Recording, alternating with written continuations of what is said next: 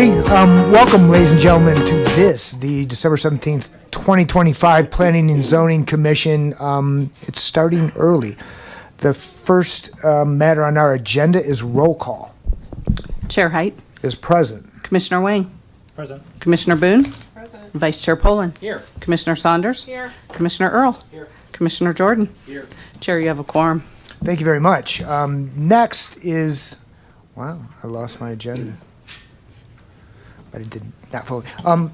Agenda item number 3 is the land acknowledgement statement of the city and people of Longmont, which reads as follows. We acknowledge that the city of Longmont sits on the traditional territories of the nations of the Cheyenne, Arapaho, Ute, and other indigenous peoples. We endeavor to honor the history and the living and spiritual connection of these first peoples with this land. We commit to face the injustices that happened when these lands were taken, and to educate our communities, ourselves, and our children to ensure that these injustices never happen again. Speak into the microphone. You will. Move it down. Yeah. Great. Next is public comment. The public's invited to speak on items not on our agenda this evening. Oh, item number 4. Thank you, sir. Communications. Initial communications. Is there anything from Planning Director Penland? I'll be brief. Thanks, everybody, for being here, and just want to wish everybody safe and happy holidays. Thank you, sir. Item number 5 is public invited to speak on matters that are not on our agenda this evening. Anyone who has something that they'd like to speak to us about is invited to come up and share 5 minutes of their thoughts with us. Seeing no one, I'll move on to item number 6 is approval of minutes. We don't have any minutes to approve, so item number 7, which is our public hearing, is to address the Dry Creek annexation, which is being presented to us this evening on behalf of the City of Longmont's Planning and Design Review staff.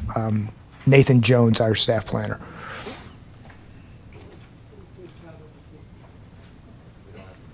All right, good evening, Commissioners. My name, once again, is Nathan Jones, and I'm one of the principal planners here with the Planning and Development Services Department. As Chair Height mentioned, the item that I'll be presenting this evening is a proposed annexation request known as the Dry Creek annexation.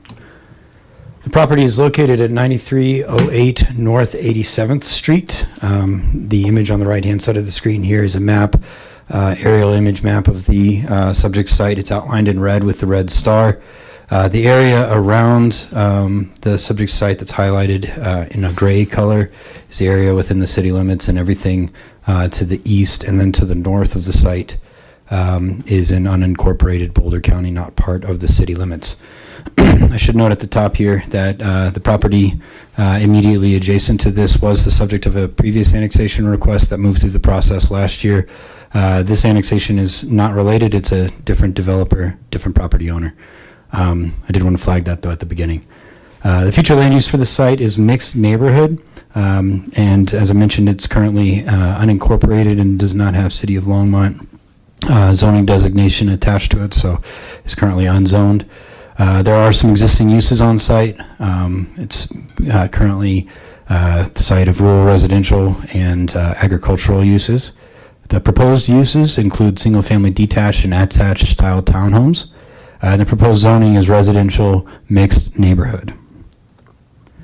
According to the Envision Longmont comprehensive plan, the future designation for this site is considered residential mixed neighborhood. Once again, the map on the side of the screen shows the subject site in red, surrounded by the adjacent future land use designations. This is intended to be a transition between, or the residential mixed neighborhood designation is intended to be a transition between single-family uses and more intense commercial uses. It includes a range of residential uses that are permitted in the category, including single-family residential, townhouses, smaller multifamily buildings. And it includes allowable secondary uses such as small-scale retail, restaurants and cafes, community gardens, parks, and churches. Here we have the surrounding zoning and land uses, and once again, I have the subject site located with the red star. As you can see, the areas that are highlighted in different colors are the properties, the adjacent properties that are already annexed into the city and their assigned zoning districts. So that's the areas that have the oranges and the yellows and the blues. And then all the area to the east and then to the north that is not highlighted in a color are properties that are not located within the city Longmont city limits. Adjacent zoning districts do include residential single-family, residential mixed neighborhood. The properties that are located in yellow are residential single-family. The orange represents residential mixed neighborhood. And then the blues are public facilities. If you notice, there's a small sliver of blue here immediately adjacent to the west of the site. That is a City of Longmont property that is currently developed as a lift station, so it is zoned public facilities as well. And then again, as I noted, property to the east is essentially undeveloped at this time, although there are some rural residential uses on the site. The property to the north along Schlegel consists of primarily lower density single family neighborhoods that are in unincorporated Boulder County. The purpose of the RMN zoning district per the Land Development Code is to establish and preserve mixed density residential neighborhoods to accommodate a variety of housing types, including detached and smaller scale attached dwellings. And once again, in line with the future land use designation, it's intended to serve as a transition between single family neighborhoods to multifamily residential, mixed use, and other non-residential areas. I also wanted to note here the residential mixed neighborhood zoning district also includes some conditions related to residential uses that are permitted in the zoning category, including a density requirement. So the minimum density in the RMN zoning district is 6 dwelling units per acre, and the maximum density that's allowed in the zoning district is up to 18 dwelling units per acre. The RMN district also includes various design standards related to the different uses that are allowed, including lot size, area size, building height, such as that. By way of project background, this began as a pre-application meeting, as is the case with every development application. At this pre-application meeting, the applicant met with city staff to outline the process by which they would have to follow for this annexation to move forward, as well as any high-level concerns that city staff could identify at the time with their proposal. Following the annexation meeting, or the pre-application meeting, because this is an annexation request, the first step is what's called the annexation referral.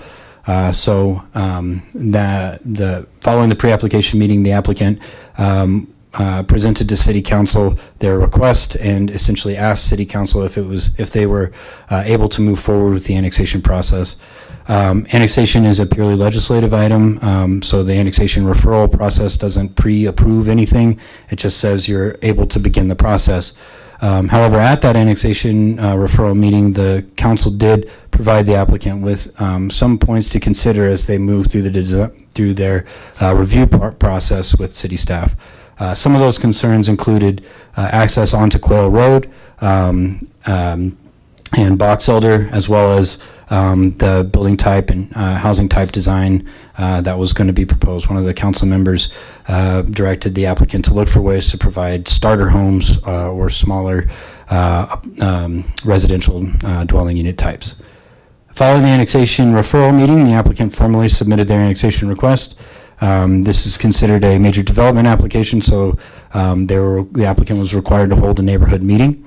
A neighborhood meeting was held.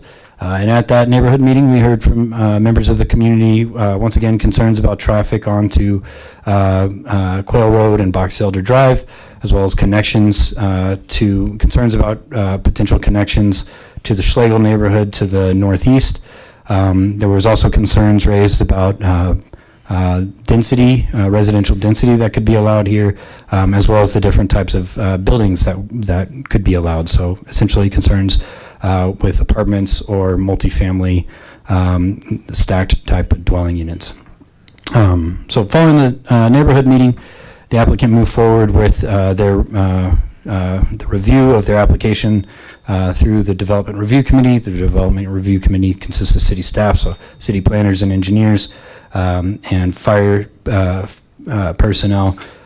Reviewed their application, made sure that we could identify any areas of the application that didn't meet the minimum development standards as established in the Land Development Code. We worked with them through a few different rounds of review until we were able to clear all of the outstanding comments that we had on their proposal, at which time we then scheduled the public hearing, which is the item before you all tonight. So now we get into the proposed concept plan. The concept plan is based on the RMN zoning district, and it allows only 3 of the permitted residential land use types that are allowed in the RMN district. That includes single-family detached, and then what I'm calling townhouse style attached and multifamily residential with conditions. We'll walk through those conditions here in just a second. It identifies 2 different planning areas. And then also, if you read through the concept plan that we included in the backup, it includes a note about the types, the mix of uses that would be permitted in each planning area. According to that note, only one of the different land uses would be allowed in each one. Overall, there could be a mix of different land uses, but each planning area would include one of those, so either townhouses or single-family detached.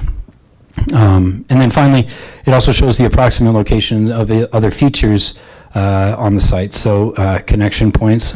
So it's showing a connection point off of Clover Basin, a proposed future connection to the adjacent property to the east, and then a connection to Quail Road in Box Elder.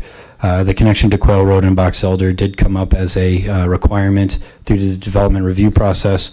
From the fire department, there was a fire code requirement that there be 2 points of ingress and egress for this site. So that's why the Development Review Committee required there to be additional access provided to Quail Road.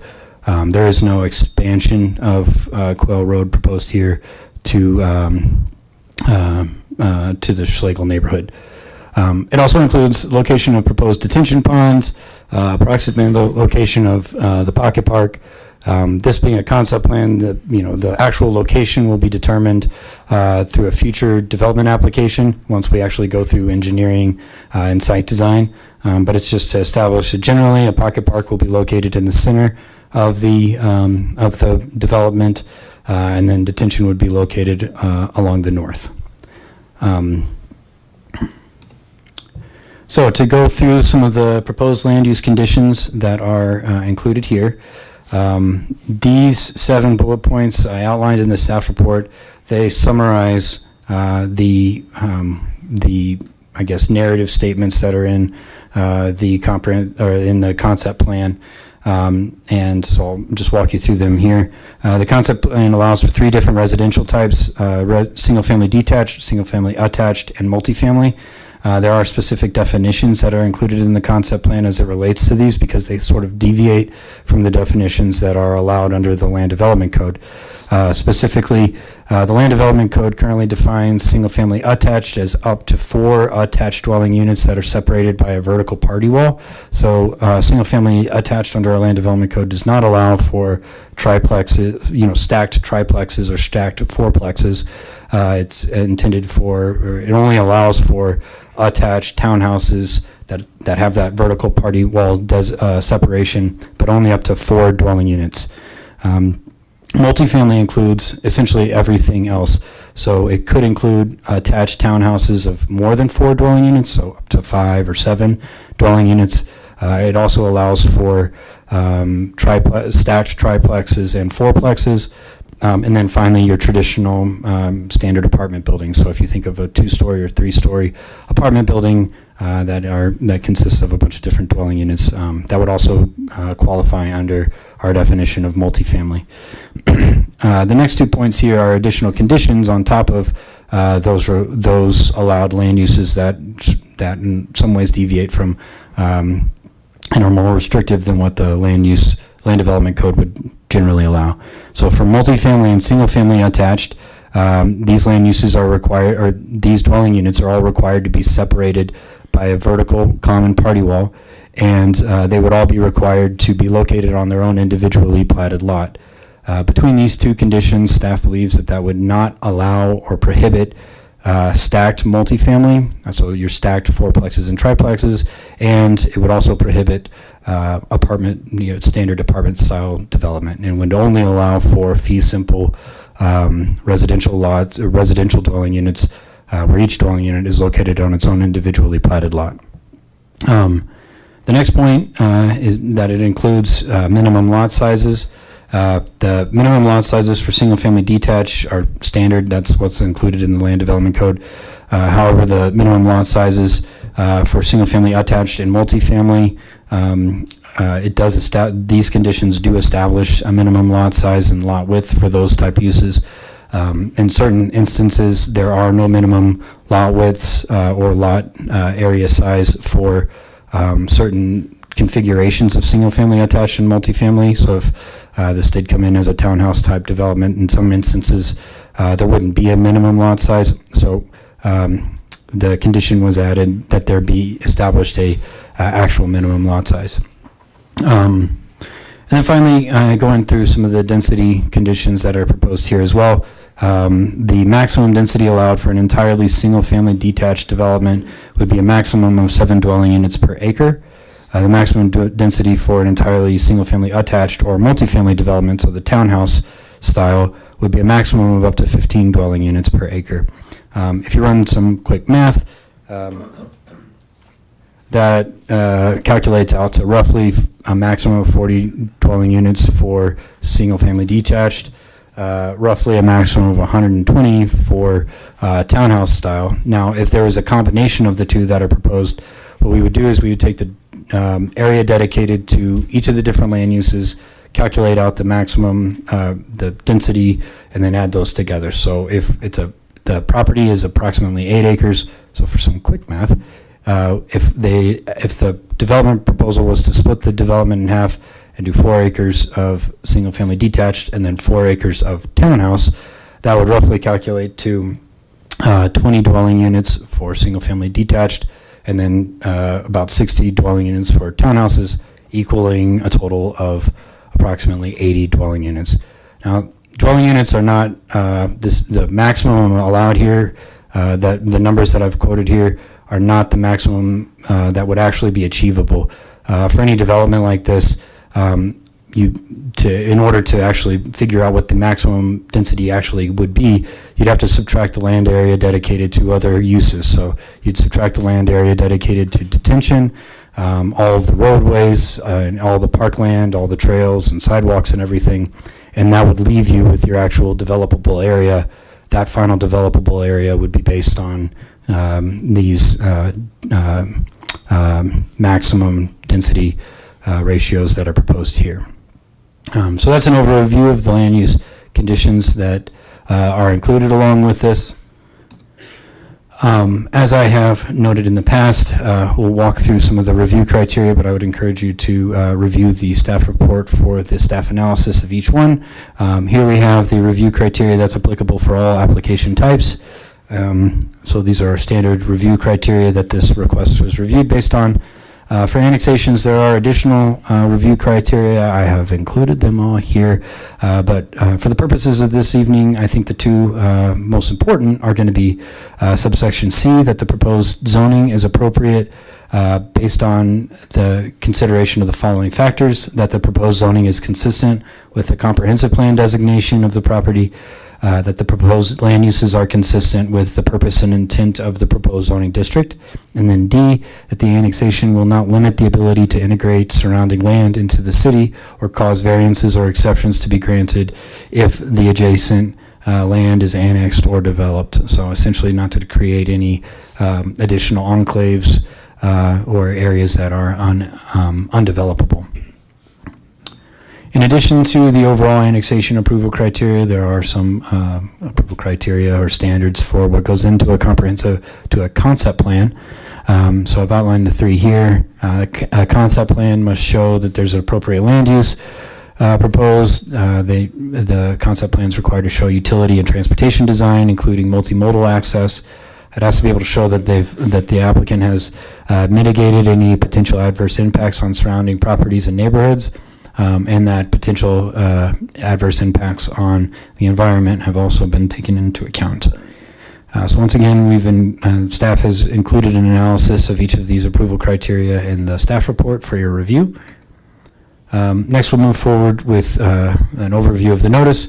So notice for the neighborhood meeting was provided on September 5th, 2024. Notice of the application submittal was provided on December 12th, 2024, and then the notice for this evening's public hearing was provided on December 2nd, 2025. That wraps up the majority of our staff presentation. Here we have the three different options before the commission this evening. First option is to approve, second is to approve with conditions, and the third is to recommend denial. So just as a reminder, the item before you this evening is a recommendation to City Council where the final decision would be made for this. So your recommendation, this is a recommendation to either approve, a recommendation to approve with additional conditions, or a recommendation to deny. Based off of our review of the request, staff is recommending to you that you recommend approval of the Dry Creek annexation as denoted in PZR 2025-15A. So once again, that concludes my presentation.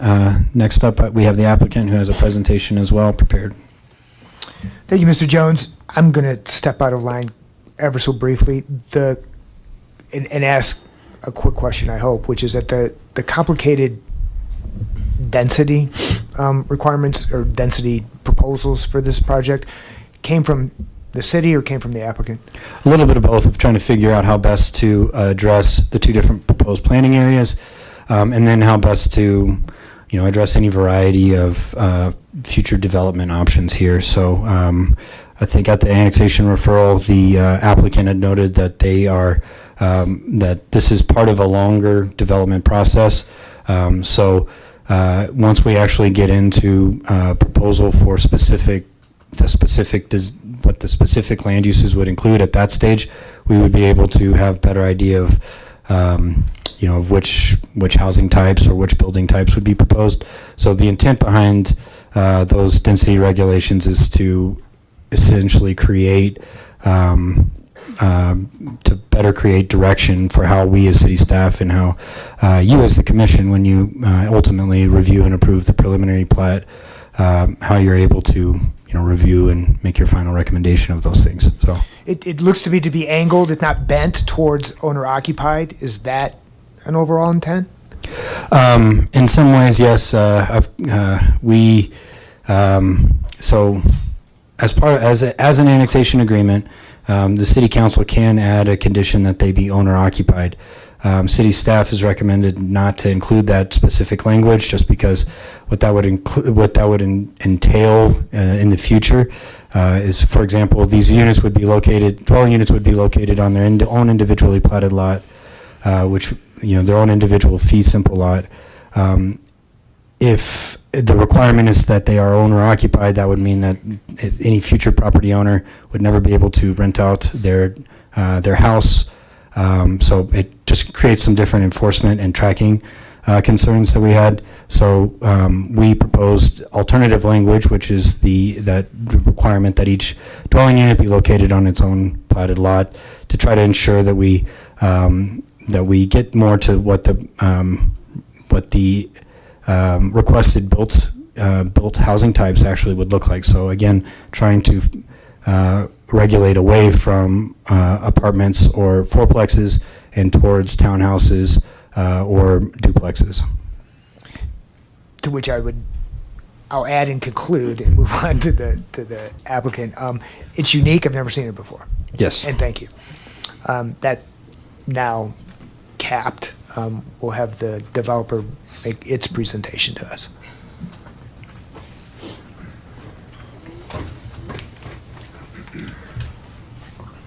Good evening, Commissioners. My name is Jonah Weiss. I'm a landscape architect and planner with LJA. I'm going to give the applicant's presentation tonight, and I'm excited to bring you this project. Also with me tonight is Matthew Napier with XV. Thank you for having us tonight, and thank you, Nathan, for that great presentation. I'm going to start with the schedule. Nathan did a pretty good job outlining where we are and how we got there, But this project started with a pre-application meeting in June of 23. We had our first council meeting in July of 24, followed by a neighborhood meeting that September. We then spent about a year revising our application in response to staff, council, and community comments. That brings us to tonight, which will hopefully be followed by 2 council hearings in the new year. After that, we will be complete with the annexation process. But this will be followed by an entitlement process divided into 2 phases, preliminary plat and final plat. During preliminary plat process, the architectural elevations, civil drawings, and landscape plans, and a more refined multimodal plan will be required. And during that preliminary plat process, we would have both a neighborhood meeting and a planning commission hearing. So this body will be able to review this project again with more specific information.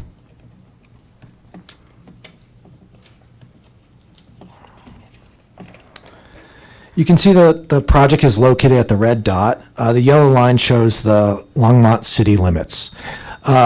As you can see, this project is part of a few parcels located in the county that are completely surrounded by the city.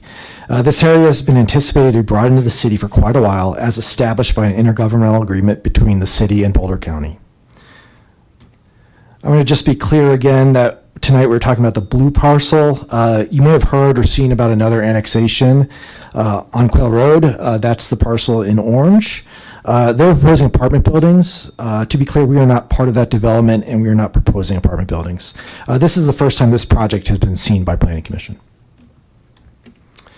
Okay. Envision Longmont is obviously Longmont's comprehensive plan, and it designates this property as mixed neighborhood. Mixed neighborhood supports densities between 6 and 18 dwelling units per acre. The primary uses in mixed neighborhoods are single-family detached homes, on smaller lots, duplexes, triplexes, townhomes, and smaller multifamily buildings. Tonight we're asking for a zoning designation of RMN. The RMN Mixed Neighborhood Zone District is the only supported zone district in the mixed neighborhood land use category as described in Envision Longmont. I'm going to go over 2 of the characteristics of the mixed neighborhood land use category, but for now I'm only going to go through items 1 and 5. Item 4 doesn't apply as we're not proposing secondary uses. Items 2 and 3 we'll discuss with the multimodal plan. So item 1, I'm just going to read this, provides residents with a mix of housing options and densities, encouraging a greater variety of housing types available in the city, as well as providing housing options for residents throughout all stages of their lives. Our proposed community would provide attached or smaller detached homes that are more attainable for families. This housing would be more unique than what is generally available in Longmont, and it would help provide more missing middle housing. The proposed development would provide an area for up to 14 inclusionary homes, depending on the total density. And so let's go on to item 5. Item 5, I'm going to read this, serves as a transition between single-family neighborhoods and higher density quarters, centers, or employment areas. This community provides a buffer between Clover Basin Drive and communities to the north. And this site, along with parcels to the east and west, help to connect to and transition from commercial and employment centers located to the east of the site and schools located to the west of the site. Similar to Envision Longmont, the RMN Zone District requires the same densities and the same uses. The RMN Zone District specifically focused on providing housing for the missing middle. This is something that was desired by the community during the public process on the parcel to the east of us. Before we get into the concept plan, I want to talk a little bit about what we heard from council and the community and how we address that feedback. So again, we had our first council meeting in July of 24 and our neighborhood meeting in September of 24. Our council meeting and neighborhood meetings were occurring during the same time at the parcel to the east of us was going through the process of annexation and zoning. So we were also listening to what the community wanted to see on that eastern parcel, and we heard that missing middle housing was important for the community, and this is exactly what we're proposing in the RM Zone District, and is consistent with the concessions we have made on the parcel. Here are the comments we heard. The community wanted for sale lots, not apartment buildings. We have removed the ability to have apartment buildings on the site to address that comment. We've also are proposing individual fee simple lots.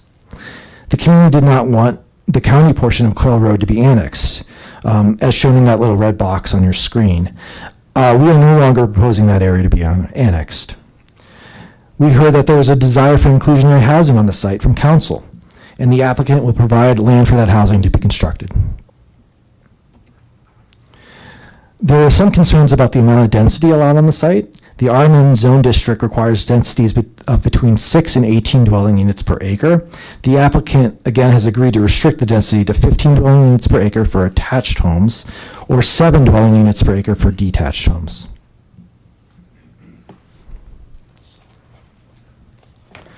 As Nathan mentioned, we heard that the community did not want a connection to Quail Road to the north of the project. We've been directed by Longmont that that connection is a requirement and that there's no opportunity to connect to Airport Road to the west. The comment in the red box is from the fire department stating that full movement access to Quail Road is a public safety requirement, and so we have kept that connection in our plan. Let's talk about the concept plan. We have about 8 acres, bordered on the west by Airport Road and the utility pump station. It's bordered on the south by Clover Basin Drive and on the north by Quail Road. The east of the site is currently undeveloped and located in Boulder County. As you can see, we have divided the site into 2 planning areas, divided by a road that works this way north from Clover Basin Drive to Quail Road. We are also proposing a pocket park and stormwater facilities on the site.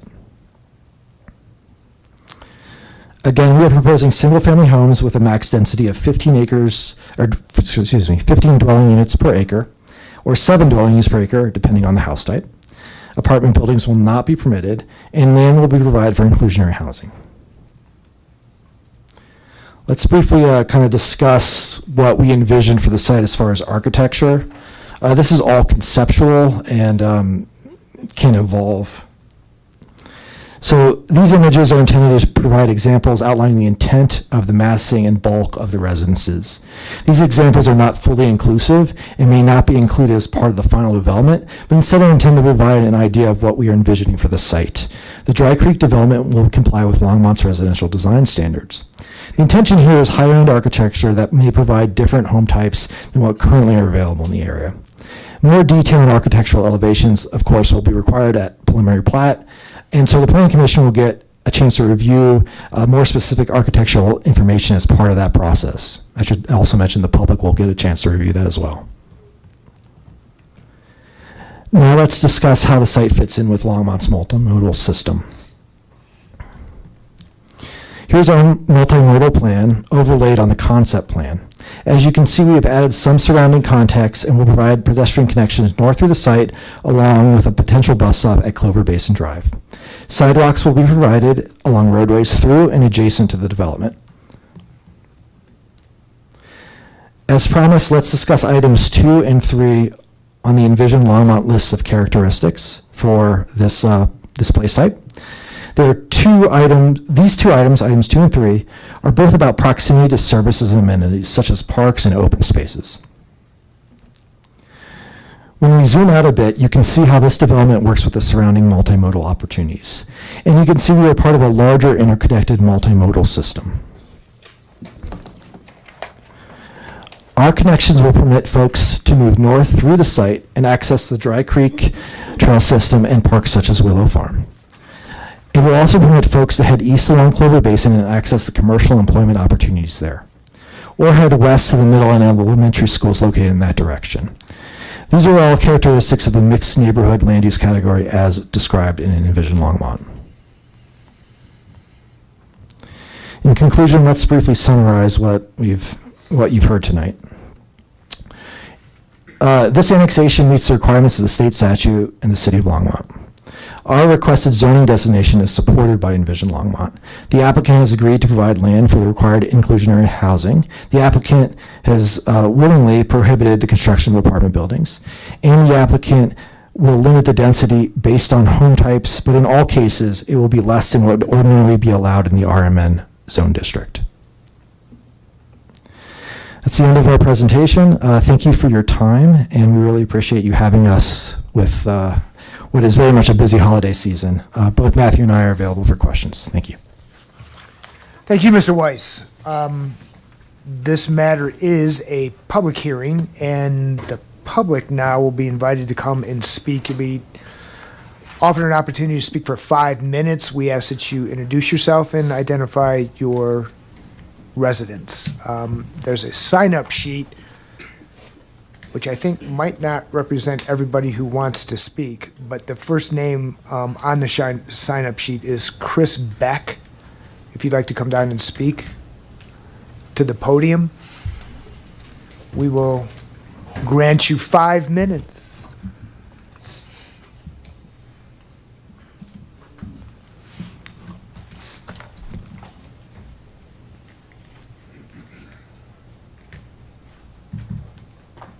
Okay, my name is Chris Beck, and Sorry. okay, my name is Chris Beck, and I live in that area of Box Elder Drive, which is just to the north of this proposed development, and I live on the drive that this development will exit into. So, Just, if you could, just your street address quickly. 3519 Box Elder Drive. Perfect, thank you. Okay. So, first of all, I'll say I definitely appreciate the improvements made in the proposed plan versus some of the things we saw earlier with the other development to the east, as well as this one. I would ask that a little more consideration be made to reducing the density even further. Again, there's multiple concerns. Traffic on Clover Basin today is heavy. This is going to add to it, as will the parcel to the east when it's developed. So concern is understanding what is going to be done to handle that traffic. As we see, east-west traffic on Nelson is exponentially increasing with the development to the north behind Target, and the same thing with Rogers Road. So our main east-west avenues are becoming more and more crowded. The ingress and egress to the proposed development, of course, is a huge concern as it goes directly on into the Box Elder neighborhood. Predominantly older, some elderly, but definitely an older population in single-family patio homes with sidewalks on one side of the street, and that's all, with areas that we can park in front of our homes that allow only one car in front of our homes because of the narrow lots that we have. The concern is how is the parking going to be handled in this new area? Is there adequate parking within the development for all the cars that will be used by the population? And again, my understanding, I appreciate the presentation. It was a lot of material quickly. I hope that we will have the ability to review the presentation again. So I guess let me know if we can do that. But I want to make sure I understand again how the parking is going to be handled within the proposed area. And then the rental, my understanding is no rent, all the areas or all the units will be individually owned. The owner has the right to rent it out, but I guess what I'm hoping we're not going to see is some owner that owns, basically a bunch of the residential units that's going to turn around and rent them out as if they were almost apartments. So I'd like some confirmation that that's not going to be an end result of this, is a whole lot of rentals, because definitely a concern was that the area around it is all pretty much owner owned and for the most part owner occupied. And we would like to see the same thing continue to happen in this area. So I think those are Though, and for my benefit and maybe others, I'm not sure what inclusionary housing is. Could that be defined? So I think those were primarily my concerns, so thank you. Thank you, Ms. Beck. As a primer, we don't answer questions, so thank you for raising them. We might see if we can address them, but we don't answer those questions. Next, I have Deborah, is it Lyford? Yes, it is. Thank you.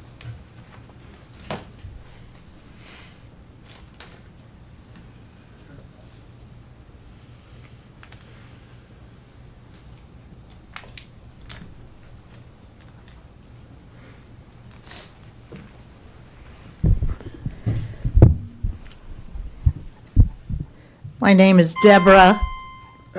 My name is Deborah Lyford. I live at 3527 Box Elder Drive, Longmont.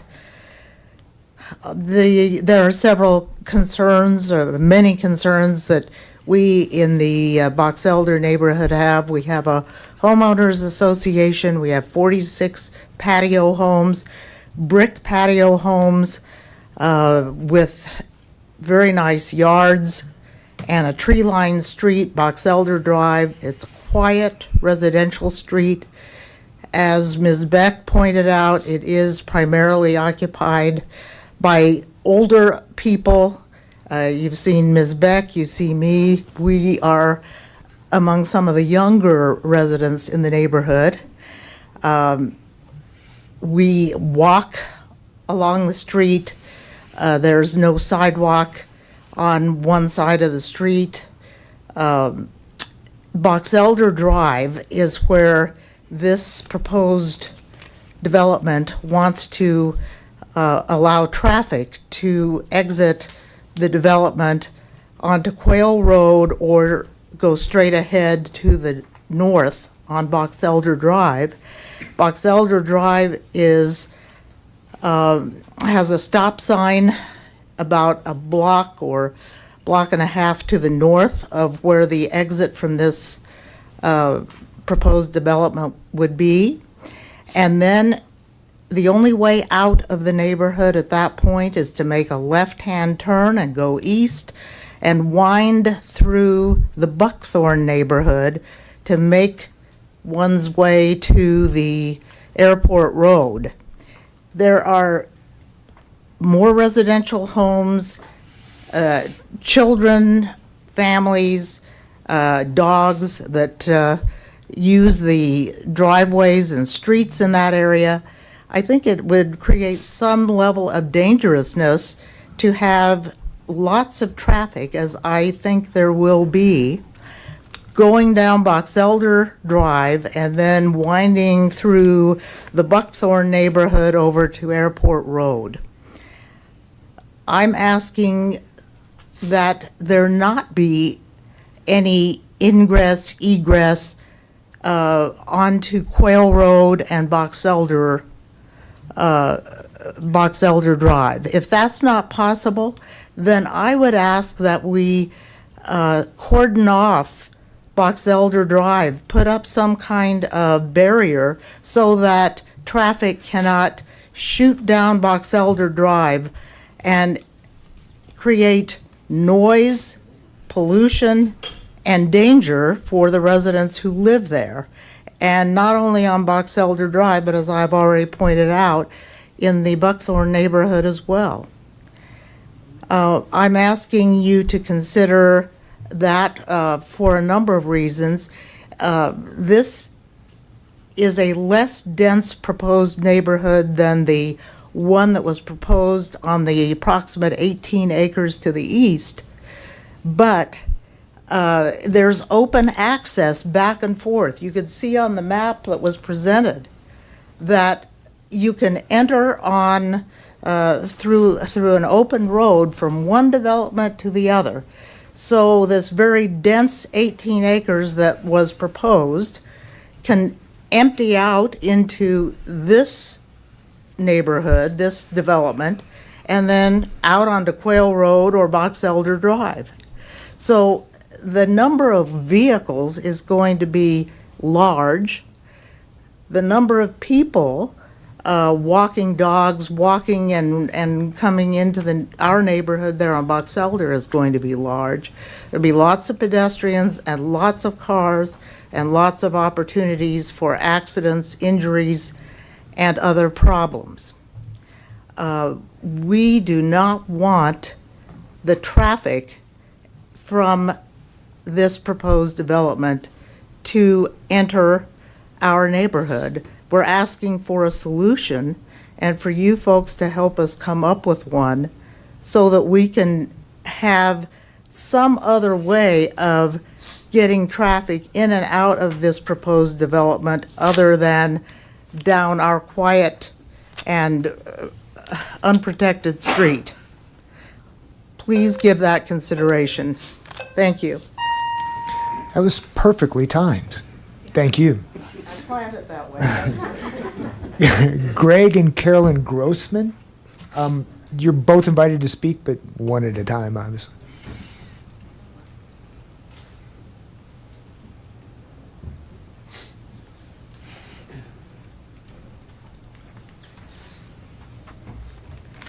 Hi, I'm Greg Grossman.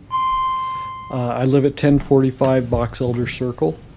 I would just like to add to some of the comments that we've just heard.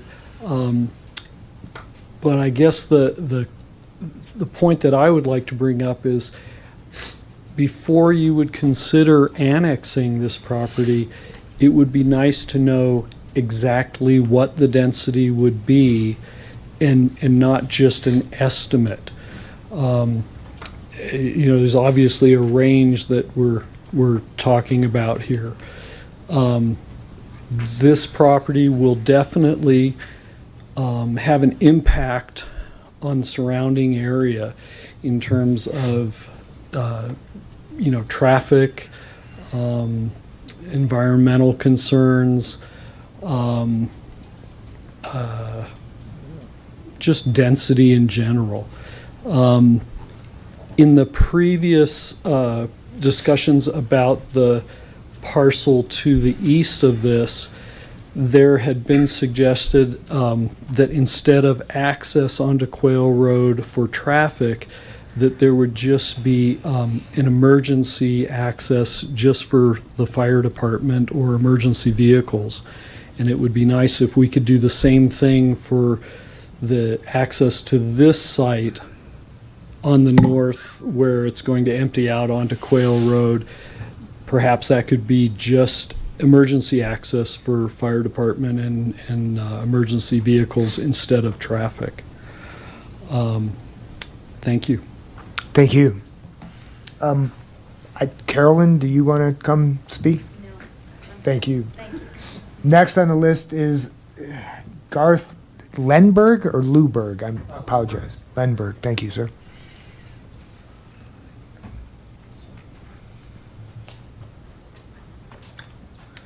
Hi, I'm Garth Lindberg at 1121 Alder Way, and thanks for your time on this. I live about 3 houses to the north of basically the water pump station. The things that I would bring up is I think it'd be good if it was required to be owner occupied so it doesn't turn into something where people are buying it up and then it essentially just turns into an apartment type atmosphere again. I'd be curious as to what's going to happen along the parking along Quail, if that'll be overflow parking for this area. And I'm kind of with the previous speakers that if they had it to where it was locked for emergency use where the fire department could get through on that point, that'd be a better use and it wouldn't impact those retirement homes that basically have no traffic in that back area, and it's kind of designed that way. With that in mind, I would think that on Clover Basin that really it needs to be widened or something to handle the traffic. And seems like this, I'm going to guess that the 8902 Quail Road to the right really needs to kind of be planned out and decide what's going to happen before this one happens, because you have those tie-in roads that are dependent on it. So that's just kind of my 2 cents. It seems like the two are kind of married to each other as to how one affects the other and what happens to Clover Basin. So thank you for your time. Thank you, sir. That exhausts the names on the list of people that signed up. If there are any other members of the public that'd like to come up and speak, please do so now.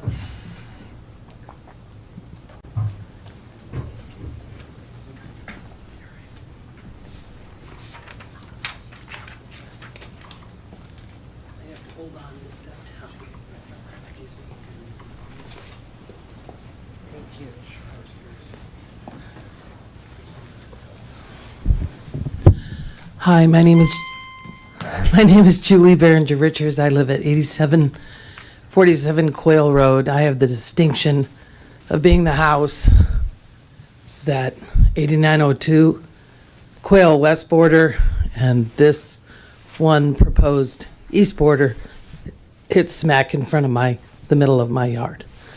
I'm at the dead end of Quail in the Schlegel neighborhood, and we've lived there for 26, almost 27 years. And I have a lot of concerns that are similar, adjacent to what people have spoken about for the larger parcel as well as for this one.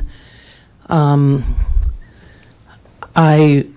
think probably because I am who I am, my biggest concern is wildlife and the impact on the environment.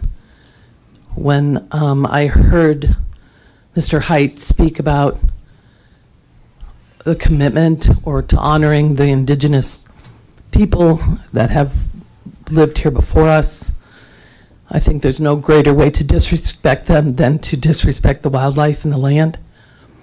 I think Longmont is growing in ways that have been hard to watch, particularly in the southwest area there with all the apartments around Target all the way to Rogers Road, areas that are similar to the Schlegel neighborhood. And we are seeing the impact. We have enjoyed, all of us that live in the area, including the subdivisions that are part of the city, have enjoyed incredible wildlife experiences through there. People walk by my house particularly. I mean, I could probably put a camera out there, but I would say in the course of a good week where the weather's decent, from before the sun comes up to well after the sun goes down, hundreds of people, dogs, bicyclists, crazy kids on those e-bikes coming right down Quail Road. My husband helps maintain the dead end there, which was the agreement when it was put up, cutting back the cactus, that kind of thing. He's the one that repaired the fence when it got crashed into a year or so ago. And anyway, I have a lot on my mind. It's a lot to sort out because it's very emotional. But we currently have a mama bobcat, and she's either got 2 or 3 cubs. I thought I saw 3 one night, but we've all seen it. We had a cougar in our yard about 2.5 years ago in our backyard with our border collie. It was a kind of interesting experience, but it's also very exciting and scary, of course. We have coyotes that nest in our yard. The coyotes sing every night. I often put it on Facebook and tell people, put your sound up, because the neighbors are singing, and they sing very loud, and they're quite entertaining. And I just feel so privileged to live on the edge of Longmont and yet have this community, Schlegel neighborhood, which is quite the hub for wildlife that also passes through the surrounding neighborhoods. I know that I can't stop the annexation. However, I would like to think that if the city of Longmont is truly committed to honoring the indigenous people who originally occupied this land in the Boulder Valley, that much consideration would be given on your part and the expectation to the builders and the developers to create a way for the wildlife to still pass through safely, exist. Children and pets can be safe in their yards. We're not cramming everybody so close together that we force these animals to do the things they often get in trouble for that are really on us, and we become the cause of that behavior. Like I said, I know I'm going to be impacted in a big way. I appreciate that Quail Road is not going to be opened there. My house would have been on the market a long time ago, last year, if that was going to happen. But having that entry on Quail just on the other side of that dead end does not make sense to me for the reasons people have already stated. Looking at the map that was put up tonight, if Clover Basin's backed up at Airport Road, you better believe people are going to come right through that neighborhood and shoot out on Airport or cut through over to Buckthorn, as the gal previous to me, or the other gal spoke about. So there's all kinds of things that need to be considered for both wildlife and for the neighborhood. I appreciate it. Thank you. Thank you. Is there anyone else of the public? Come on down.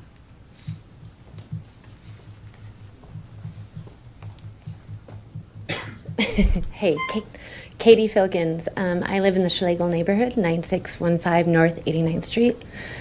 I think this place is obviously going to grow, and this is an important part of growth. What I would really like is for it to be possible for us to, like, the annexation process to be narrowed down to, if it's going to be developed into this MN zoning, that we really narrow down this developer to these specific 7 units to 15 units rather than a general annexation. If that's possible, that's huge. Now into the neighborhood right next to me, they walk through my neighborhood, the Box Elder neighborhood. We say hi to each other all the time. The Quail annexation, great that that's on our side. The access on their side is a concern. They walk through that neighborhood and there's no cars. So Deborah Lyford mentioned, if this has to happen due to the fire department's recommendation that they have to have a second access, could they box off that neighborhood so that there's no access? Now that would limit their access to a whole nother winding route to get to their home. So keeping that in mind of what that would do. I understand the fire department says they have to have the second access. So if this does go through annexation, number one, could we narrow it down to making sure, and you put it in writing somehow, 7 units to max 15 units, and then if they access that Quail Road to them, could we somehow protect that neighborhood so that they cannot actually go through there? And lastly, the neighborhood to the east, that's supposedly the 18 acres that's going to be annexed as well, they cannot have access to this lot. So that's the 8903 Quail Road annexation. If that amount of people come through them, out to them, I mean, that's just a danger to society. Like, people are going to die. So again, could we make sure that the annexation of this property does not meld with the annexation of the 18 acres east of that to put that community at danger? That's my whole 2 cents. Katie Filkins, thanks. Thank you. Is there anyone else who would like to come speak? Indeed, there is.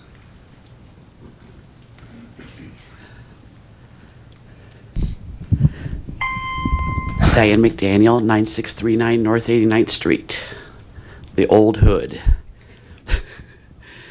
So I grew up in the neighborhood, went to high school with the people that own this property that they're looking at annexing.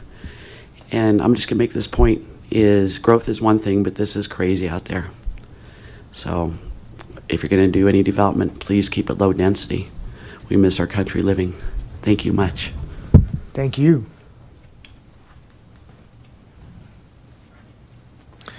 Any others?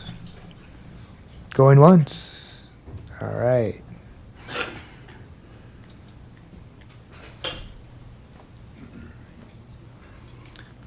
Hi, my name is Brian Harple. I'm at 1025 Box Elder Circle. And my concern is like the rest of our neighbors with the traffic onto Quail Road and Box Elder Drive. And it seems like it only makes sense to the developer if the gate could be onto Quail Road be locked, such as the Planning Commission has granted that to be a possibility, not a possibility, but it will be done on Quail Road on the annexation that was proposed for the 17 acres, as well as there's 2 other subdivisions that has locked gates off of the Schlegel addition. I think I don't know the names of those subdivisions, but it's to the east. I think it's Willow Creek subdivision, and there's a lock gate that comes off of, I think it's 89th Street.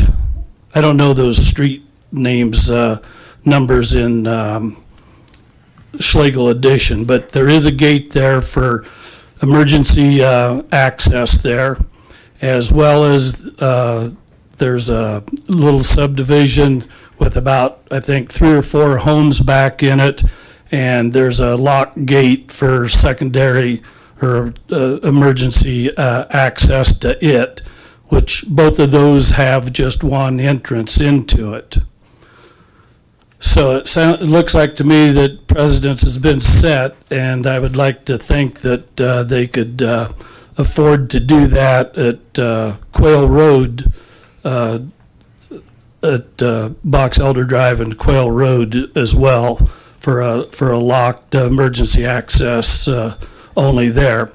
And I believe that would even be a benefit to the division or the subdivision that's being proposed, to eliminate traffic running through their neighborhood, which can be accessed from the east when that development does take place, because it's showing on the description there, their map, that there's a connection between theirs and that east subdivision. So there's a bunch of traffic that's going to be going through there. And the homes that they are showing, single family, if it's on both sides of the streets with garages access backing out onto the street to be able to leave their home, is going to be some congestion as well with the traffic. So it would really behoove them to have traffic flowing through their neighborhood, creating all that congestion as well. And I really don't know why the connection between the two parcels is taking place there. I'm not sure from the drawing that they had that where they are going to exit out onto Clover Basin. Is that going to be right on the property line, or is it to the west of the property line of those 2 parcels? It doesn't show anything very, very clear. But believe me, people will be looking for a shortcut. And as the lady before me mentioned, or the second before me mentioned, people will be running through there like gangbusters. They'll be like sheep. When one goes, they all go. So it's going to be some heavy congestion through there and cause a lot of distraction. But I think the answer to the whole problem would be if we could just have a emergency vehicle access off of Quail Road into this 8-acre parcel with a locked gate that they could access through that would solve all the issues that we've been talking about. Thank you for your time. Thank you, sir. Are there any others that would like to come speak? Seeing none, I'm going to close the public hearing aspect of this and turn it over to other members of the Planning Commission for further discussion.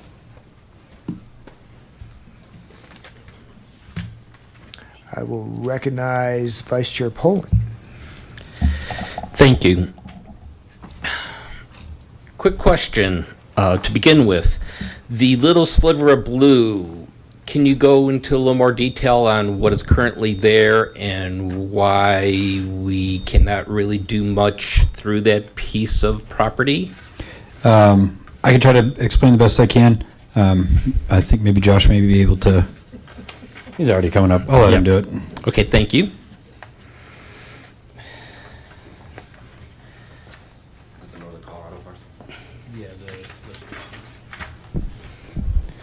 Good evening, Commissioners. Josh Sherman, Engineering Administrator with Public Works.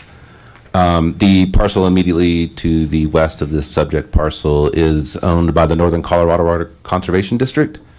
So it's, I believe, as Nathan mentioned in his presentation, it may be zoned public use, but it's not owned by the city. It's owned by Northern Colorado. And they do have a facility there that they own and operate. So it's, I would view it as effectively a private parcel. Okay, thank you. Question of getting to Quail Road, and I'm sure there's going to be a long discussion on this, but first of all, somebody mentioned a question regarding parking and whether the people from this proposed development may or may not use Quail Road for additional parking. Can you address that, please? Sure. This segment of Quail Road today is measured at 20 feet wide. So that would only support travel lanes and no parking. So unless there were some proposed improvements in the future on the south side adjacent to this proposed project, today it doesn't support parking. Even though it's a dead end? Quail Road as a... It's blocked off at Box Elder, if I... Correct. I'm sorry. I just don't think of it as a dead end as it makes the left. But yes, that segment is approximately 20 feet wide, which doesn't support parking. Okay, thank you very much. And I guess another quick question is the public has brought up the potential to go ahead and block off Box Elder Drive like Quail Road is blocked off. Has that been discussed? Is it a potential, something we can potentially do?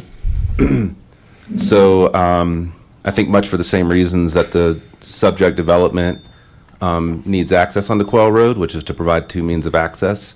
For the same reason, I don't know that it would meet public safety requirements to block off Box Elder, therefore limiting or thereby limiting the two means of access that are provided to that particular subdivision. But has been brought up by the public. I believe there are other subdivisions nearby that do have a blocked off but is accessible because it's, let's say there's a lock and the public safety has a key to the lock. I am familiar with the the gated emergency access to Willow Creek Farms from the county road via the Enclave County subdivision. So that was a gated access onto a county road. If that makes any distinction, but I can't speak to, what happened during that development application and how that was reviewed. So the city of Longmont would not consider a gated emergency entrance for a second way to get into a development? As we've discussed it with public safety, correct. Okay. They need a full access. Okay, thank you. That's all I have for right now. Thank you. Next, I will recognize Commissioner Saunders. Thank you, Chair, and thank you, Commissioner Poland, for the parking question. Oops, sorry, I hit my thing. This might be for Engineer Sherman or Planner Jones might be able to answer this as well. On Box Elder Drive, north-south, are there sidewalks? Go for it. I was just going to pull up in here. So I'm gonna look over your shoulder. For the north-south section off of Quail Road, Yeah. there are sidewalks on both sides. I believe one is attached and for a portion. And I'll let, maybe you can't share, right? So again, if I'm looking at the aerial correctly, there's a attached sidewalk on the east side and detached sidewalk on the west side.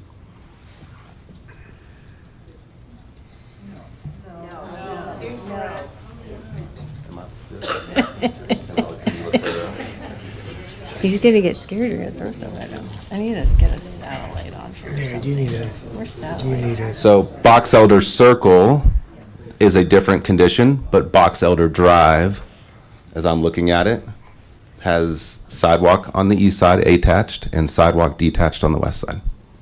So if I wanted to walk from Quail Road up north, Box Elder Drive, to the connection, Box Elder Drive, could I walk continuously on a sidewalk and not have to walk on the street?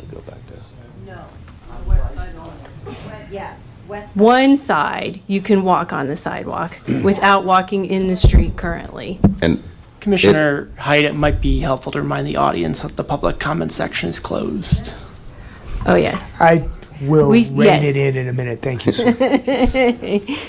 We do appreciate the help, but we do have to keep it PC.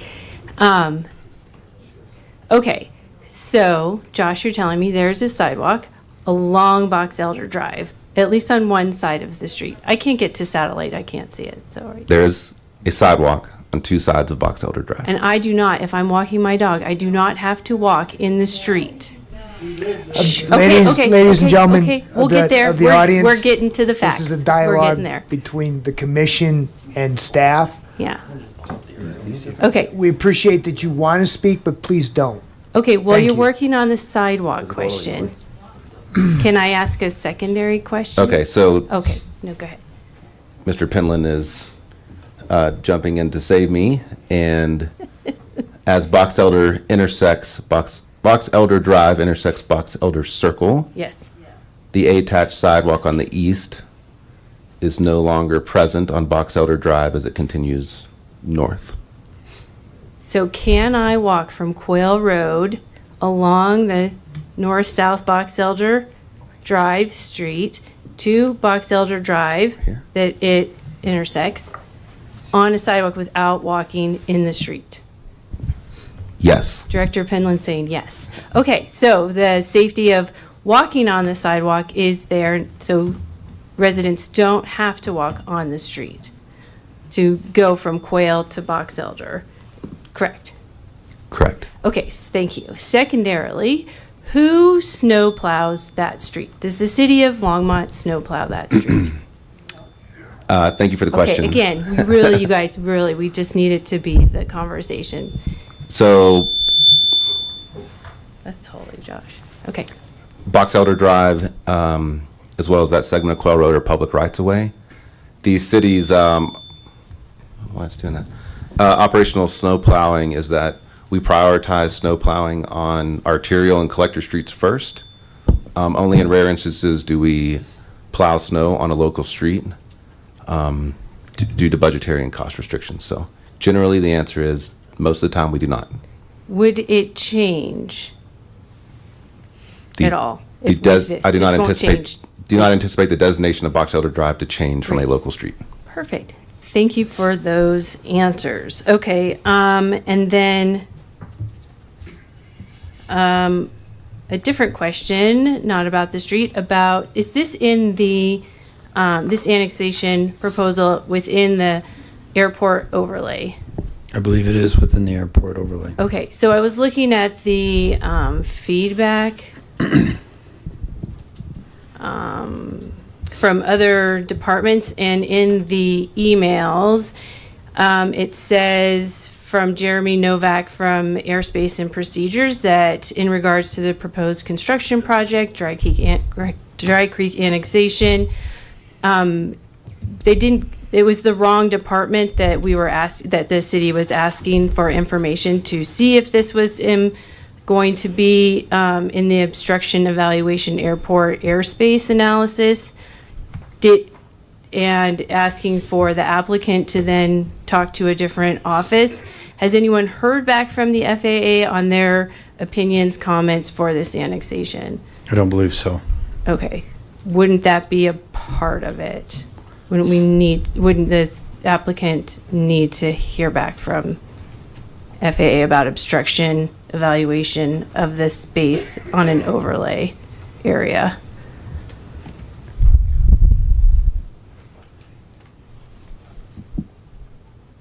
Because Jeremy Novak in this email is saying, please talk to the OEAA office and then coordinate to get that feedback.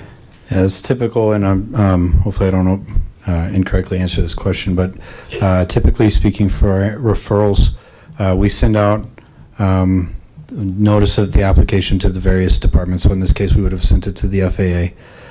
They have an opportunity to comment on it, but as part of the review procedures, it's not necessarily for our approval criteria that they have all of their items addressed. It's on the applicant to ensure that as it relates to the FAA requirements, that they address all of those requirements again as they continue on down the line. I believe this question has come up in the past about how we relate to the FAA and then where specifically they're involved. It's my understanding that there are, again, I don't want to speak too much for them, but it's my understanding that there are specific landing zones that they're primarily concerned about. I don't believe this is within one of those landing zone areas, and they're primarily concerned with building height and mixed multifamily apartment uses like that. Correct, and that would go into my density question. So as part of a major application, where would the FAA feedback come into? At some point it would. Not at all? Good evening. So sorry? Good evening, Commissioners. Jeremy Terrell, Assistant City Attorney. So Commissioner Saunders, excellent questions about the airport and airport overlay. To add on what Planner Jones-Meyer did note, the concept plan does note that the applicant has the burden of establishing the approval with the FAA. But in terms of FAA criteria, we can't enforce the FAA's regulations and rules, so we don't consider that as part of the development application criteria. So I'm hearing this getting kicked over to Mr. Weiss to answer. Yes. Potentially. Mr. Weiss, do you mind coming up to? They might not have an answer yet just because they haven't figured out the housing types and things. But Correct, the but applicant will we're know. heading down that road. Yes. As far as I understand it, we have not received any feedback from the FAA because we have no proposed housing. This is just an annexation and zoning. Correct, but with being within the overlay of the airport, would it be? I appreciate your presentation and I thought it was thoughtful, adding in the timeline and the submittal documents to keep everybody on the same page.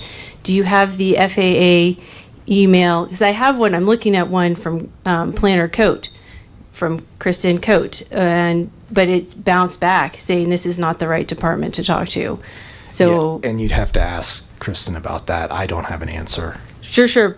But our council just said that it's on the burden of the applicant to reach out to the FAA. So is that somewhere in these plans? Because it will come up with height restrictions and density as we move along through Well, it this may process. come up with height restrictions. And, when we have a development plan, obviously we'll need to work with the FAA to ensure that it does not affect their height restrictions. But if you look at the development to the northwest, clearly, I don't think we would impact those height restrictions at all with what we're proposing as single-family homes. Okay, so you're planning to do that through your review process? Of course, Oh, yeah. Great, thank you, good to know that. Okay, appreciate your time. I think that takes my questions. I did think that the presentation the applicant provided is a stronger partnership intent with the Longmont community that we've seen in the past, with the thorough timelines noted and required submissions noted. I'm going to wait to hear from the rest of the commissioners before I'm not going to move or anything. So I'm going to relinquish my time. Thank you, Chair. Thank you. Commissioner Wang. Okay, I have a correction or update for Commissioner Saunders. While the city of Longmont does not plow Quail Road or Box Elder Drive or Box Elder Circle, it was brought up at the neighborhood meeting that the Westbrook Village HOA paid for personally to plow the neighborhood. So, thank you. Thanks.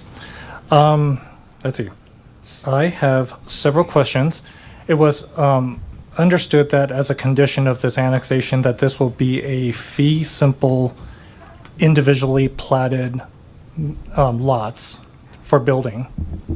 Is there any guarantee that all those lots will be bought by one single entity to build on for a neighborhood that is entirely rentals? That is currently a trend right now with builders building entire neighborhoods of single-family detached homes specifically for rent. Is there a guarantee that that's not going to happen? Not in conditions as designed or that as are currently proposed. There's no proposed restrictions on ownership or rental type. Once again, the conditions that are proposed are designed to relate to the built environment specifically. The short answer is no. There is no exact condition or exact requirement that would prohibit some company from doing that. There may be other economic or market, private equity and market restrictions on that. It may not be feasible, although, like you noted, it may be that is a development option for some housing developers. But as currently presented, there is no specific condition related to ownership or owner-occupied dwelling units. Okay. And the question for Jonah or maybe Matthew, like, what are you looking at currently? Is it heading that direction? Are you looking at for sale, or are you looking for a builder who's looking into maybe a subdivision that's being rented? Yeah, I'm happy to answer that. So the conversations that the property owner has had has Can I been back with, you up for a quick second? Can you introduce yourself? Yep, I'm sorry, Matthew Napier, XV Investment. I'm here as a representative of the landowner. Thank you, sir. Yeah. So the conversations that have been had to date have been with publicly traded home builders, Richmond American Homes, Tri-Point Homes, KB Home, Taylor Morrison Home. It's been for sale home builders. It hasn't been with apartment developers or any kind of build to rent, which I think is what you'd be referencing. We have not had conversations with those developers. Okay. We've only, again, since we have pursued this as a fee simple lot community, the conversations have been with for sale builders. Okay, thank you. Another question is, it looks like there's a piece of right-of-way just to the west of the property that's owned by Boulder County. Is there any provisions for maintenance of that being taken over by this, or do you have any agreements with Boulder County about how that right-of-way is going to be maintained? Good evening again, Commissioners. Josh Sherman, Engineering Administrator, Public Works. There is a remnant parcel of public right-of-way for I believe it's North 87th Street. Typically what happens with public right-of-way, particularly county road right-of-way, is that when the adjacent parcel is annexed, the right-of-way is also annexed. And so I sort of think of it like the public steward of that public right-of-way transfers from the county to the city. I can tell you that this is something that we looked into during the review of this project, and the other half of that remnant parcel of right-of-way was included with the Northern Colorado Water Conservation District parcel.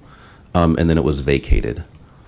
So I would anticipate a similar process here, with the caveat that if there are any utilities in that right-of-way, the right-of-way may be vacated with the condition that there be a utility easement maintained through that corridor. So the city will be taking over that and the maintaining of it, like mowing the weeds and all that stuff? No, not if it's vacated. Okay. The underlying property owner would become the property owner. Okay. Okay. I also have a question about the process. It looks like during the next step, if it does go through, during the preliminary plat, that there were going to be a updated traffic study to be implemented. Yes. It looks like the updated traffic study, is it possible to put in a condition to have the traffic study look at the area holistically, including the future traffic coming in from 8902 Quail, since those two neighborhoods might be connected? I'm going to phone a friend and defer to our traffic engineer, Caroline Michael. Because right now we're looking at ask this her to help answer. piecemeal, right? There's one over to the east and this one. Mhm. And that's going to affect each other, especially if there's connections. Is there any way to mandate a traffic study looking at the whole piece, like the traffic holistically? Commissioner Wang, yes, that would be included as part of the background site constraints. Whichever one would come first would kind of have to account for the other one. Right now, I haven't really heard anything about the 8902 Quail Road property developing in the near future, but yes, we could certainly ask in the scoping process for them to consider future development. So then would it be whoever gets developed or who gets in line first would not be looking at that? The second person who gets into line would have to do the whole traffic study with the whole region? Well, it kind of depends on the timing. So, I mean, if one parcel was already built out and they were doing traffic field counts, then they would be capturing that build out for the people who already live there. So it just kind of depends who comes first, but either one would be required to. So if both of them are factor in future development. But both of them are still under development or under research, and none of them has been built yet. True. Are they going to look at each other? Yes. Okay. We can at least ask them to go, because there was actually a traffic study completed for the 8902 Quail Road property. So there's at least some idea of what would be going in there. But that doesn't include this True. 9308. Yes, so what we have, so the traffic study included in the packet was, I'm trying to remember, it doesn't include, so it was piecemeal, but they would have to submit another one. Okay. But the next step in the process would probably be preliminary plat. So yes, they would have to submit a new traffic impact study because the field counts would be out of date anyway. Okay. I just wanted to make sure that, like I said, when preliminary plat comes in, we want to look at this whole traffic study as the region because there's a lot of changes going on right now. Yeah, understood. Okay. Thanks. That's all the question I have for now. Commissioner Harris, Earl, jeez, crazy. Thank you, Mr. Chairman. I'm going to do my best to group these so that you guys don't have to keep standing up and sitting back down, but I'm probably going to fail, so I apologize. So I want to start with the concept plan. And there's two planning areas in the concept plan. There is a note on there that there's one type of housing in each area. I want to understand a little bit more of what that means as a practical impact. And there is both the comment about, we have multifamily, single family attached, which the developer's treating fairly similarly, even though they're technically different in the code. So I want to understand if one of those or the other is allowed, or a mix of those, and just how that restriction works a little bit. Yeah, so I would include both single-family attached and multifamily as the same land use type for the purposes of that question. So for planning area 1, for example, can either be single-family detached or the townhouses that we're describing in the earlier conditions. Planning area 1 could not be a mix of both townhouses and single-family detached. However, planning area 1 could have single-family detached, and then planning area 2 could have the townhouses, which would equal to a mix of uses for the overall development. I guess I read the language a little bit different than that, except that makes logical sense to me. I read it as you have one housing type selected from the allowed housing types, and the housing types allowed are single-family, detached, attached, and multifamily. So I want to make sure we understand that. That might, Jeremy, I don't know if that's you or the applicant, but just want to make sure I have clarity on that. Is there any restriction on the developer choosing to do a single type of that housing throughout? So either single family detached throughout, multifamily throughout. Is there any restriction on that? No, they can do, both planning areas can be the same land use type. Okay. There is the comment about affordable housing units can vary from the dwelling. And I want to understand that part of it and, we talked, there was a little bit about inclusionary housing. There was a comment from the community trying to define that a little bit better, and I want to understand that a little bit better myself. Sure. I guess I'll try to do my best to explain, start at the inclusionary housing. So the City of Longmont has an affordable housing program as part of its code of ordinances. It requires that any residential development either pay fee in lieu or dedicate land on site to be developed as affordable housing. I believe that's what the applicant was referring to as inclusionary housing. Those affordable housing agreements are agreements between the property owner and the city, so we are a party to that development. Sometimes the housing department will participate financially, either through grants or other tax incentives towards that, or find a separate funding partner like Habitat for Humanity. But the city would be a part of any development related to affordable housing. Or, capital A affordable housing, I should say, not the attainable product that it sometimes gets referred to for smaller entry-level homes.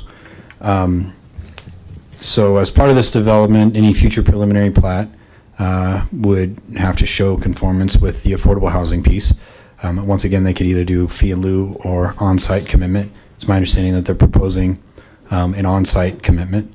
The Land Development Code also includes a variety of exemptions for affordable housing developments as they are defined under the Land Development Code. So essentially that caveat there is to say that if an affordable housing development that meets our standards, that we are participating in, is proposed on this site, then the density and height restrictions would not apply. And just for clarity, in the applicant's cover letter, and Nathan, I apologize if this isn't you and this the applicant, it says in there, at this time, the inclusionary housing requirement is anticipated to be provided on site.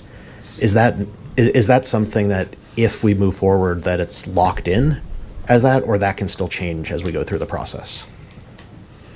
The way that I would read it, and I am not a lawyer, but the way that I would read it is that it's an open-ended as it's currently intended.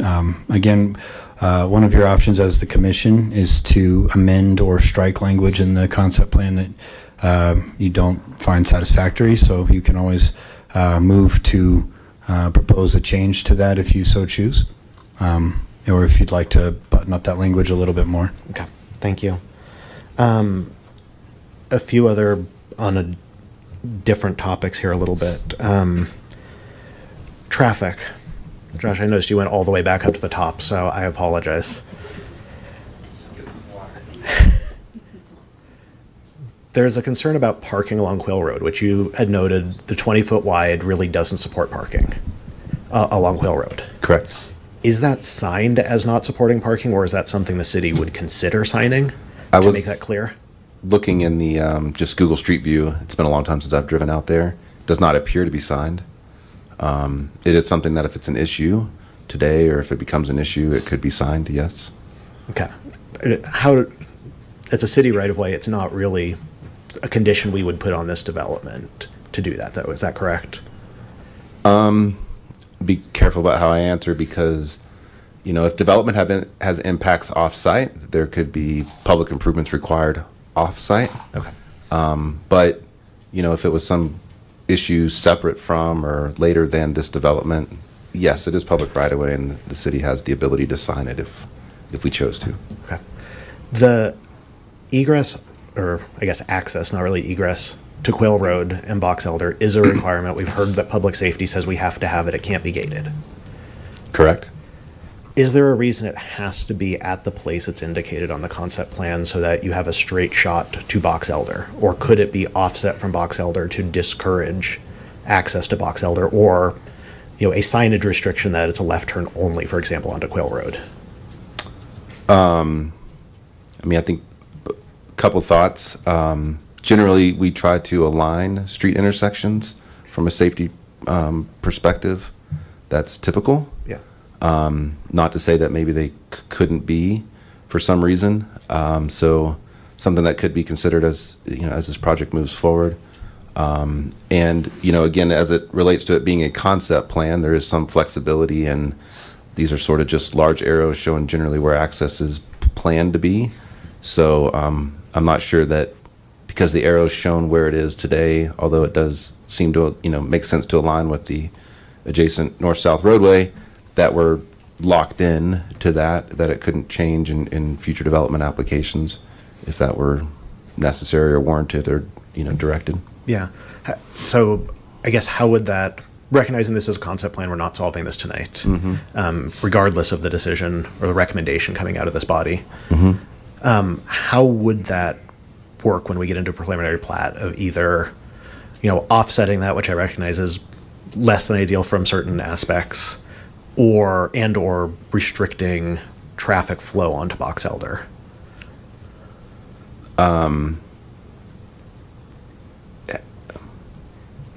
I don't know how to answer your question. How would it work, or how would it come to fruition? I guess how could we as a planning commission make sure that concern and criteria is ultimately applied as we go through approvals here?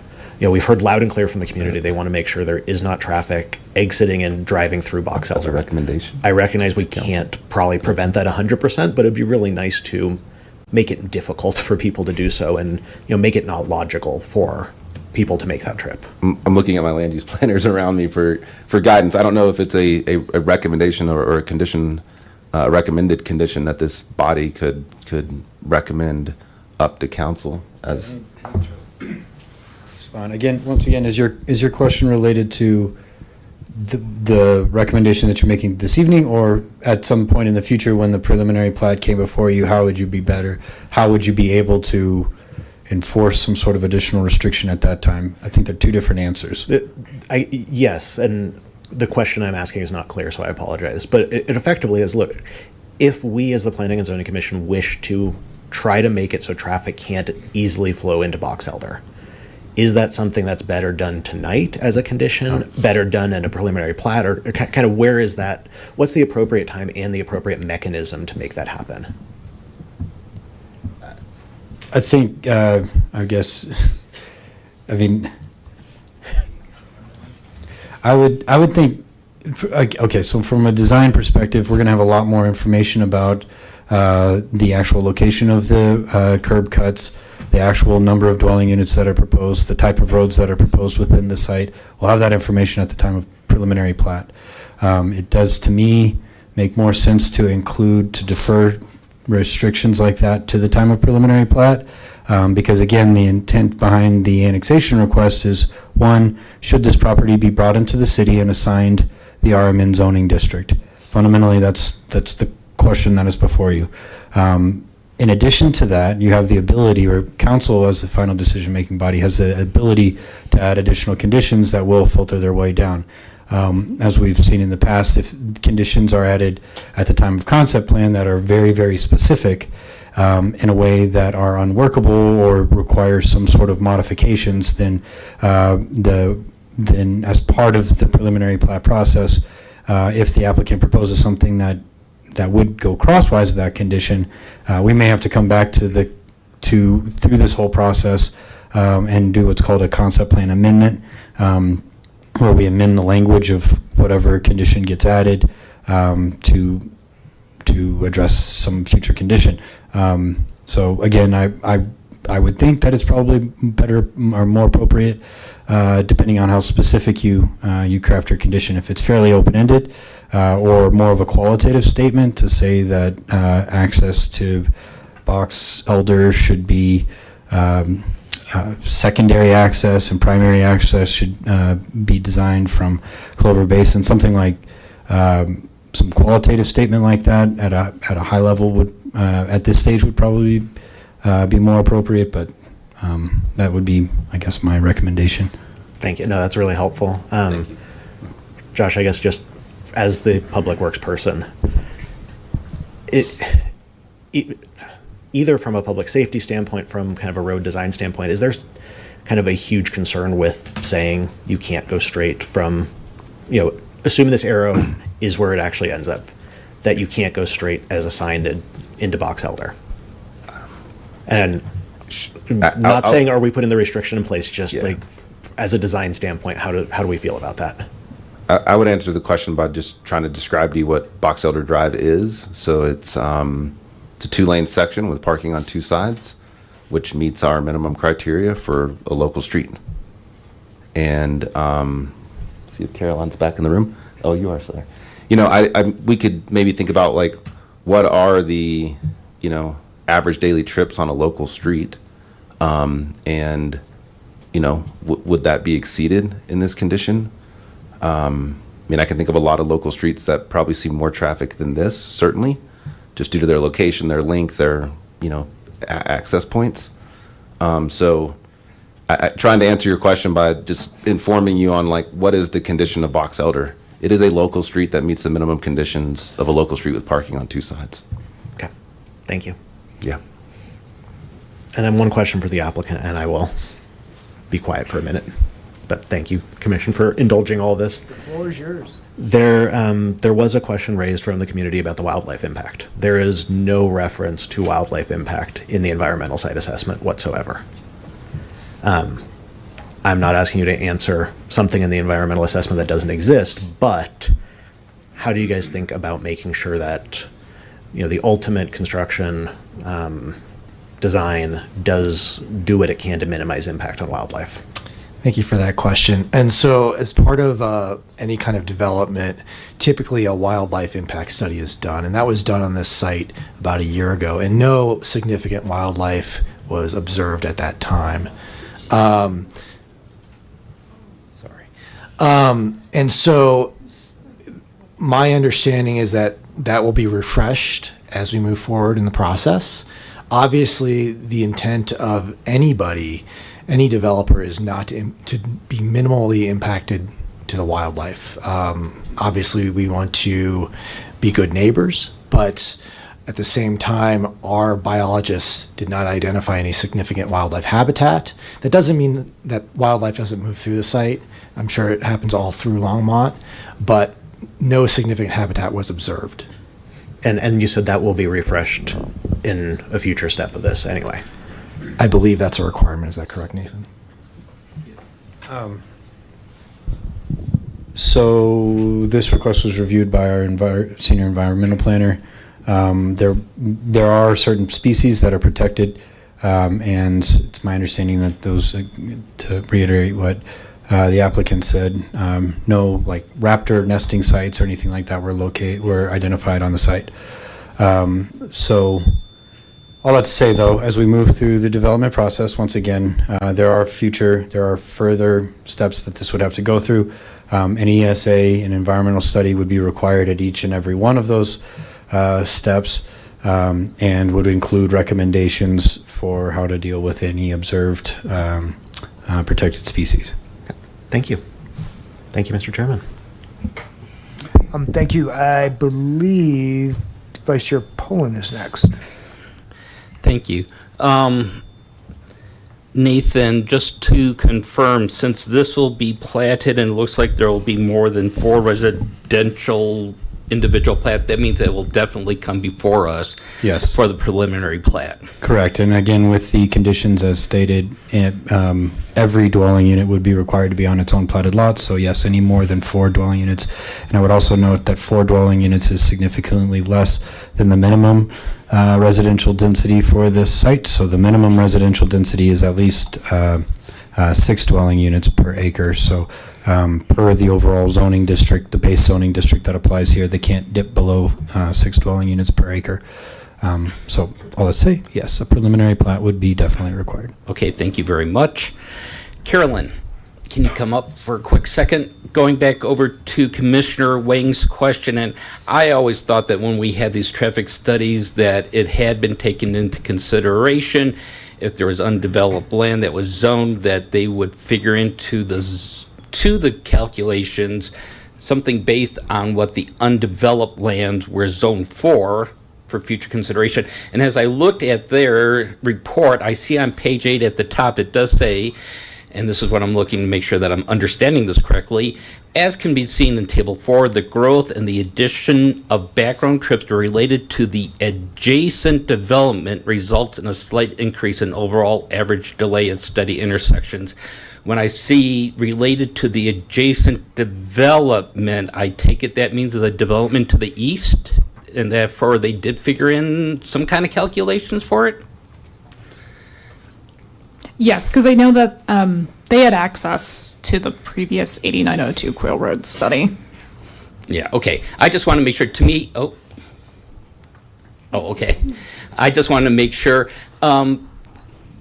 For Jonah, do you have somebody who is associated with the LGA Engineering Corp that did the traffic study here, just to make sure? Yes, David can speak to that. Okay, thank you. Yeah, Nathan, can you check that that microphone is on? It is. No. Okay. David Tyson with the developer. Okay. Engineer. So what was the question exactly again? The question is, on the traffic study, a question has been raised whether or not it takes into consideration the traffic that will be generated if the plot of land to the east is developed. So I see that it basically says we are anticipating this for the year 2027 and the year 2050. So for the year 2027, is it taking into consideration that there will be some development on that plot to the east? Our report did not take that into account. It was discussed whether or not we put that in there, but because it is not annexed or zoned yet, the way I understand it, we were instructed not to put that in our current study. Okay. Thank you for clarifying that. That's all I have for right now. I will now recognize Commissioner Jordan. Thank you, Chair. Couple questions here. First of all is about the ratio of allowed types of housing. I assume we do not have any requirement that there is any sort of ratio between single-family attached, detached, multifamily. So under the conditions that are proposed, there is no ratio between the two different land use types. Okay. And I'm sorry, I'm going to be jumping around a lot. The next question I had was about the bus station. It sounded like there would be a proposed bus station on the north side of Clover Basin to the south end of this property. Is the builder responsible for putting that in? Does RTD have to conform to it? How's that work?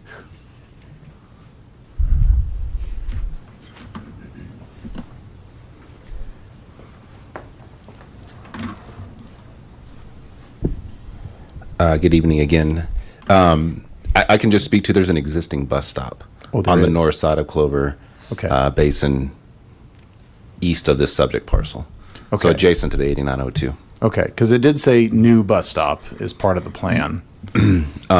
Understood, and again, as part of that previous application that's no longer active, there were some planned improvements to that facility. Okay. Couple more questions while you're up here. And I just to kind of build on what some of the other commissioners have asked around traffic mitigation between this property and the property to the north. Mm-hmm.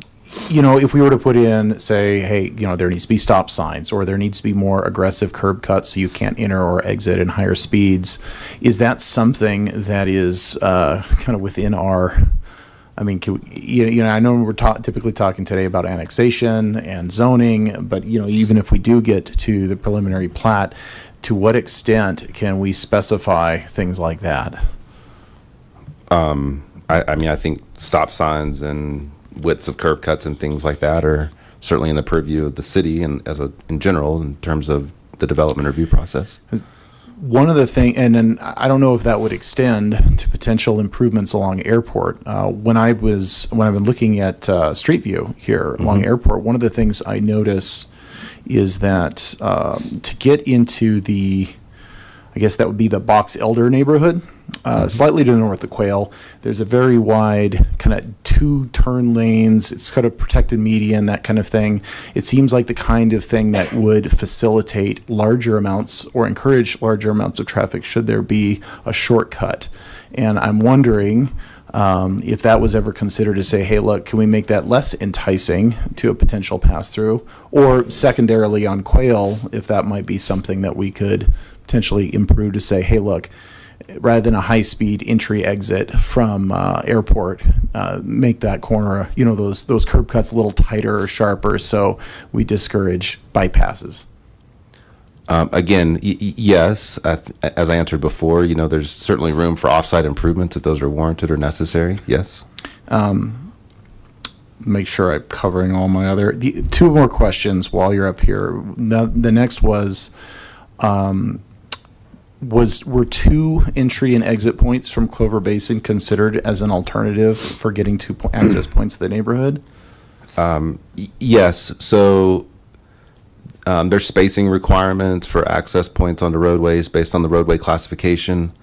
And so when we look at this area from Airport Road, really east to Larkspur, or a little further east even to like Wildfire Court, the spacing only allows for 2 additional accesses onto Clover Basin Drive. So one of those is at the eastern edge of the subject property that's being reviewed tonight. And that just meets the minimum spacing from Airport Road. Gotcha. And then there'd be opportunity for an additional access in the future that would align with Larkspur. Okay. Last question, and this is more about the overarching transportation plan that I remember Phil had presented to us several sessions ago. And this is sort of on the other side of the coin here. I know when we're talking, you had mentioned about aligning the intersection as a general best practice for safety. I know we've heard a lot from the community, and I think it's fairly clear that, the community that's nearby does not want to encourage connectivity between the neighborhoods. But I'm wondering, from an Envision Longmont perspective, what the city's perspective is on what connectivity brings between neighborhoods. Obviously, Josh can talk more probably about the value from a transportation circulation standpoint. But yes, to your point, Envision Longmont, which sets out the overall goals and idealized future vision for the city, does call for interconnectivity between developments. So as a standard practice, when there is a undeveloped parcel adjacent to a parcel that is proposed for development, we would require, or with that being the direction that we've received through the comprehensive plan from the city council, to require there be an interconnectivity across neighborhoods. In conditions where there's maybe an unsafe connection, or if the planned connection were to create a bad level of service, or like a bad future traffic circulation issue, and we would review that through the traffic impact survey statement or study. We would require the developer to pay into improvements to address those concerns, or to try to ameliorate or mitigate for those impacts. So at a high level, yes, we're kind of, we as city staff, until directed otherwise, will require or will make comments that interconnectivity between neighborhoods be established. It's obviously up to the final decision-making body to determine whether in that scenario they want to keep that requirement. But as a baseline, that's what you would expect from city staff for these types of requests. All right. Thank you, Nathan. One more question while you're up here, Nathan. I know, and I don't know if there are any in Longmont, but I heard mention that the neighborhood to the north along Box Elder is under an HOA. Correct. Well, I assume so, yes. According to the community members here, there is an active HOA there. Is an HOA allowed to make itself a gated community? Not onto public streets. So those streets are public streets. The HOA is responsible for maintaining outlots or any. So again, to kind of take a step back. So through the planning process, items such as private parks or outlots where sidewalks would be located, or things like trails, if they're not dedicated to the city, they're dedicated via outlot, and then as part of that process, we require an HOA to be established to maintain those facilities. So by and large, there are active HOAs across City of Longmont, whose primary responsibility from our perspective is to maintain those pieces that the original developer agreed to. But in cases where there are private streets, so if Box Elder was a private street that was owned and maintained by the HOA, I believe they technically would have that ability, but there may once again be other fire concerns. These are health and safety issues. If and when there is a fire, it's a necessity that there are two forms of ingress and egress, and more than one way for a fire truck to arrive on the scene and not cut off access to any portion of a neighborhood. Okay. Those are all my questions. Thank you both very much. Thanks. Thank you. Commissioner Boone. Thank you. I think you're on. You're not. No, you are. Thank you, Chair Height. So the benefit of going last is all my questions have been asked and answered. So at this point, I'm just going to make a couple of comments. If I were to live in this proposed neighborhood and want to get out of it and want to go north or south, I would be headed to Airport Road, not to Box Elder Drive. If I wanted to go east or west, I would be headed to Clover Basin Drive. And when I consider this concept plan with the detention pond in the north east corner, there aren't going to be any houses there. So the portion of houses on this plan that might even consider going up to Quail before going down to Clover Basin is about a sixth of the property. And I know that traffic on Box Elder is a big concern for the neighborhood, and I don't think you're going to see it because I don't think that's the efficient way to get in or out of the neighborhood. Box Elder, I guess, goes up to Nelson and exits on the north that way. But if I lived there, I would still, head up Airport. So that's a comment about that. I think it's a valid concern of the neighborhood that I just don't think you're going to see the huge impact that you're maybe worried about. And then just a general comment. We saw the proposal for 8902 months ago, and I had mixed feelings about that one. This proposal, I think, is very good. I'm mostly excited about the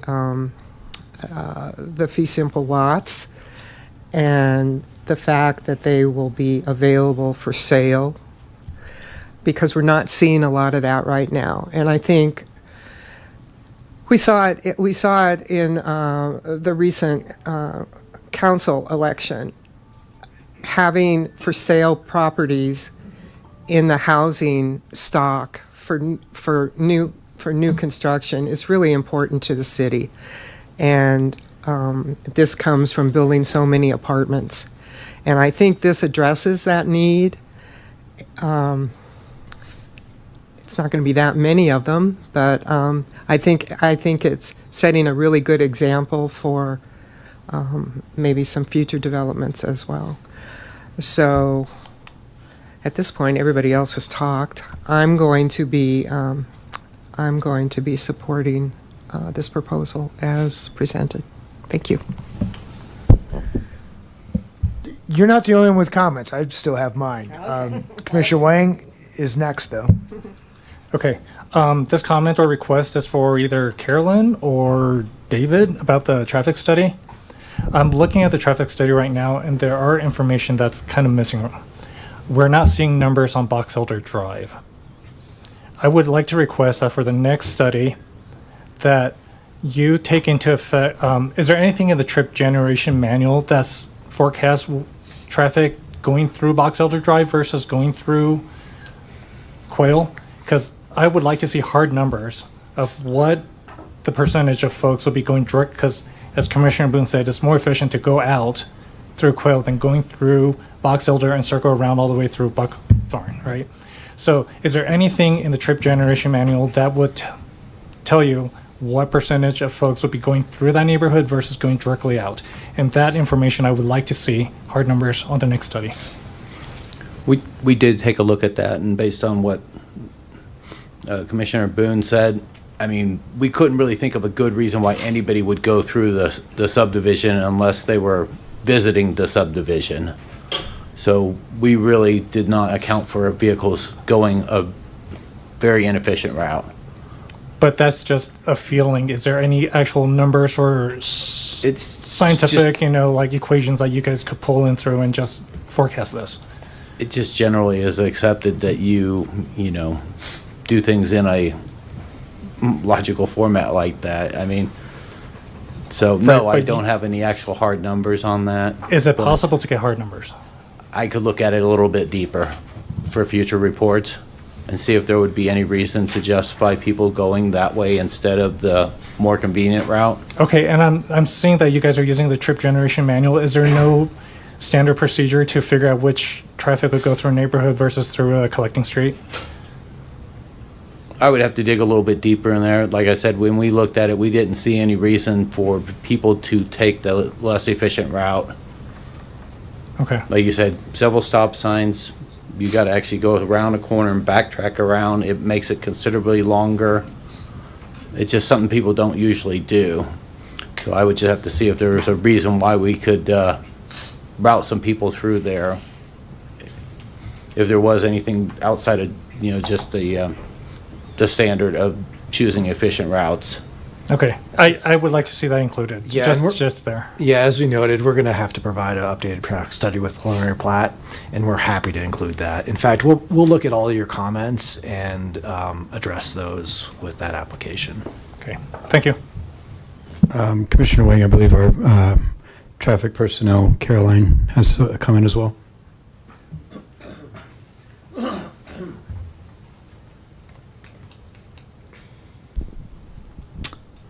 Commissioner Wang, so what you're kind of describing is the process of like trip distribution from a site, and ultimately there is an element of subjectivity to that.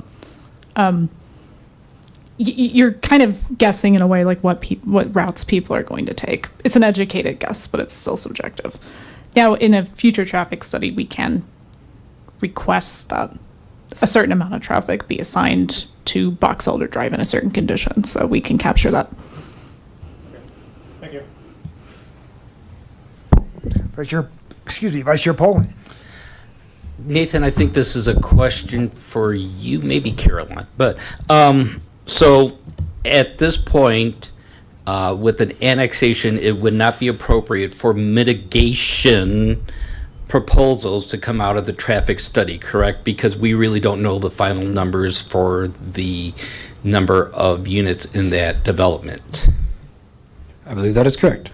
Okay, and we do know that there will be a new study. I guess for the commission is if we go ahead, would we want to go ahead and as a condition, make sure that they include numbers for the undeveloped area to the east, just so we get that? Because I'm looking at this and I'm thinking that something may be done at Airport and Clover Basin at a minimum, and maybe Airport and Quail Road.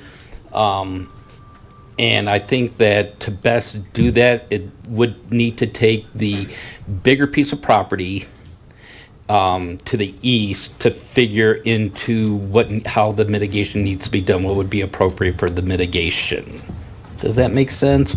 That's what I'm thinking, and I'll leave it up to the other commissioners with their comments.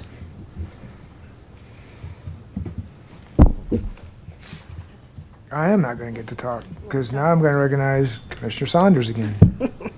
Thank you, Chair. On Commissioner Poland's comments, I agree that the mitigation is more appropriate at the preliminary plat. I also think that the applicant has heard and been responsive to the comments about Box Elder. I agree with Commissioner Boone in that potentially there may not be the traffic that the community is worried about. I hope that it does not get to that level, but we won't know until we do the traffic study. So to Commissioner Poland's comment at Quail Road, if we do include a condition or a recommendation to include the more easterly properties, we don't really know yet because we don't know the zoning, and that Quail Road component is blocked off at Box Elder. So it wouldn't, I don't think it would impact that piece in Box Elder anyway. No? Okay, again, you guys, I'm really sorry, but the procedure is that we talked and you guys had your chance. So we're doing the best that we can, but you gotta. That's my job. Yeah, okay. You talk, I'll. So it was my understanding that Quail Road was blocked off at Box Elder. Is that true, Nathan?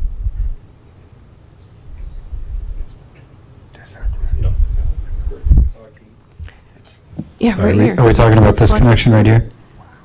Right this. This is not even going, it doesn't go all the way through. Quail Road doesn't go all the way through. So this is. So how would the yes. east properties even bother this?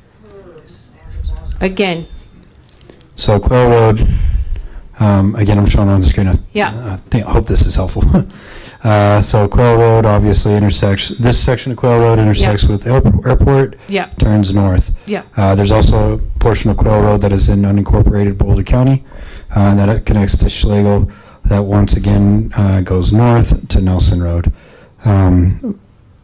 According to this Google imagery, and I think is probably the case as of today, there's not a connection between this side of Quail Road and that side of Quail Road. correct. So I guess that's to my point. The east side of the annexation that Commissioner Poland was talking about to include in the study won't matter because it's not even going to be connected to that Quail Road that goes out.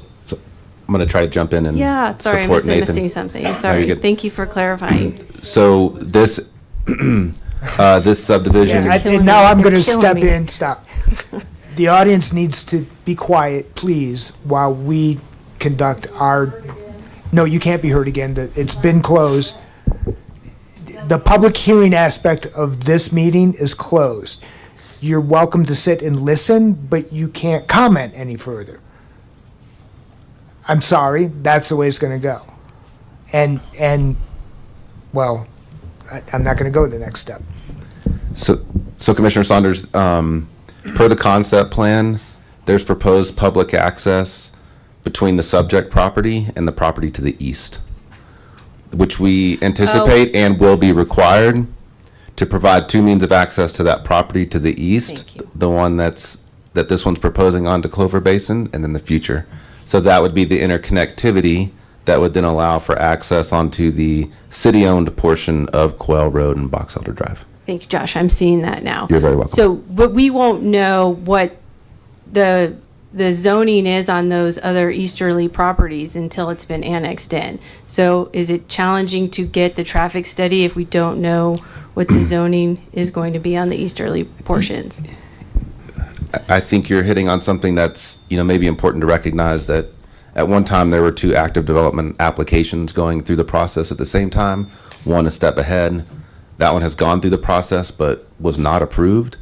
And so from a staff level perspective, we don't have an active development application to the east to know what's going to be proposed or what the potential density or zoning might be. Specifically when we, part of that process on the east was due to density. Right, again, as Caroline and the the engineers, we can take an educated guess at it and account for something, to try to account for that for future development on the east in a future traffic study. Right, so a chicken or the egg sort of, it's really hard to say, so I'm not sure to Commissioner Poland's request to add the condition of putting that into the traffic study if that's possible, or we're all fine with it being just an educated guess. Commissioner Earl. Thank you, Mr. Chairman. I want to weigh in on this a little bit too, because I like the suggestion from Vice Chair Poland that we make sure that a future traffic study, which we know is required, does incorporate that. The part I'm struggling with is the condition, given the fact that we don't have zoning on this, and it feels very hard for us to attach a condition as part of the recommendation to move the annexation forward. Not because I don't think it's a good idea, because I think it's a great idea to include that traffic study and include an educated guess based on the future zoning, just like we have future zoning for this piece, even though it's technically not zoned.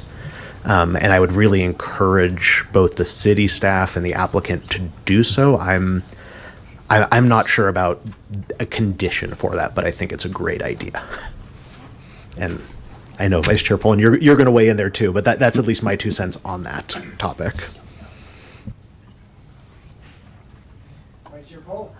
Thank you. We do know, though, through Envision Longmont, what Envision Longmont's proposing for, which is mixed neighborhood, which I would assume really relegates how many different zonings that could actually go on in that piece of property. So I think by using Envision Longmont, we can make a good educated guess to help get us to where we need to be, to at least feel good about what we're looking at as far as numbers. I'm just happy to respond to say that Public Works hears you loud and clear, and we intend to, include that in the scoping of a future traffic study. Condition or no condition, we hear you. All right, I'm going to throw in my 2 cents now. So this is a referral packet that's before us that includes an annexation petition and a concept plan. With respect to the annexation petition, and I'm happy that Assistant Attorney Terrell is back. I note that the annexation application includes what may be abandoned, but I don't believe is fully abandoned, North 87th Street, which is owned by the county, and an annexation petition, to my understanding, which is why I'm asking Attorney Terrell to weigh in. An annexation petition can't include another property owner's property without that property owner being signed on to the application. Do we have a problem with North 87th Street in that regard?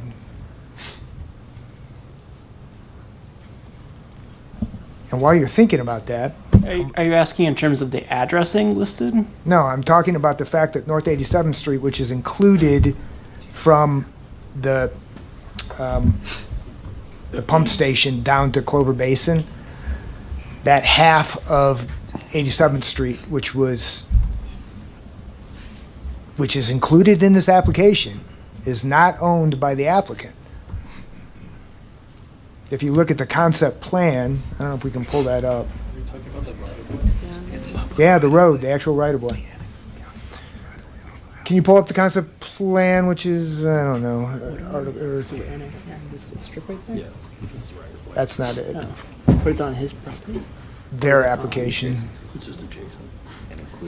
Once again, using Google Maps, I'm going to ask, just to clarify, we're talking about this right here? I think that's it, yeah. This strip, that's along the eastern boundary of the property. The property boundary shown in the concept plan is inside the area to be annexed, which necessarily includes 87th Street, which necessarily includes property not owned by the applicant. It's fine. Okay, I don't have an excellent answer for you, except that it is county right of way, and the county has not objected, nor have they, nor have we ever required the county to sign an annexation petition, because they're not. They wouldn't request that we annex their land. So it's just a matter of transferring the ownership of the right of way from the governing body currently to our current governing body. So I'm told it does not pose any issues, and nothing immediately comes to mind in terms of past practices. So, counselor to counselor. This is a statutory provision. I'll note for the applicant, you're at risk. Moving forward, I'm going to call the applicant up to talk about specifics of the concept plan, specifically the zoning and the two different zoning areas, Area 1, Area 2. Why are you setting it up this way? Specifically, there's another member of the public that has spoken prolifically at our meeting, suggesting that the city of Longmont needs much more density than it has. You have restricted yourself from density. I appreciate that you have come up with the concept to try to have owner-occupied lots here, but your zoning density doesn't take advantage of the maximum amount of zone or density that you could have in an RMN zone. Why are you doing that?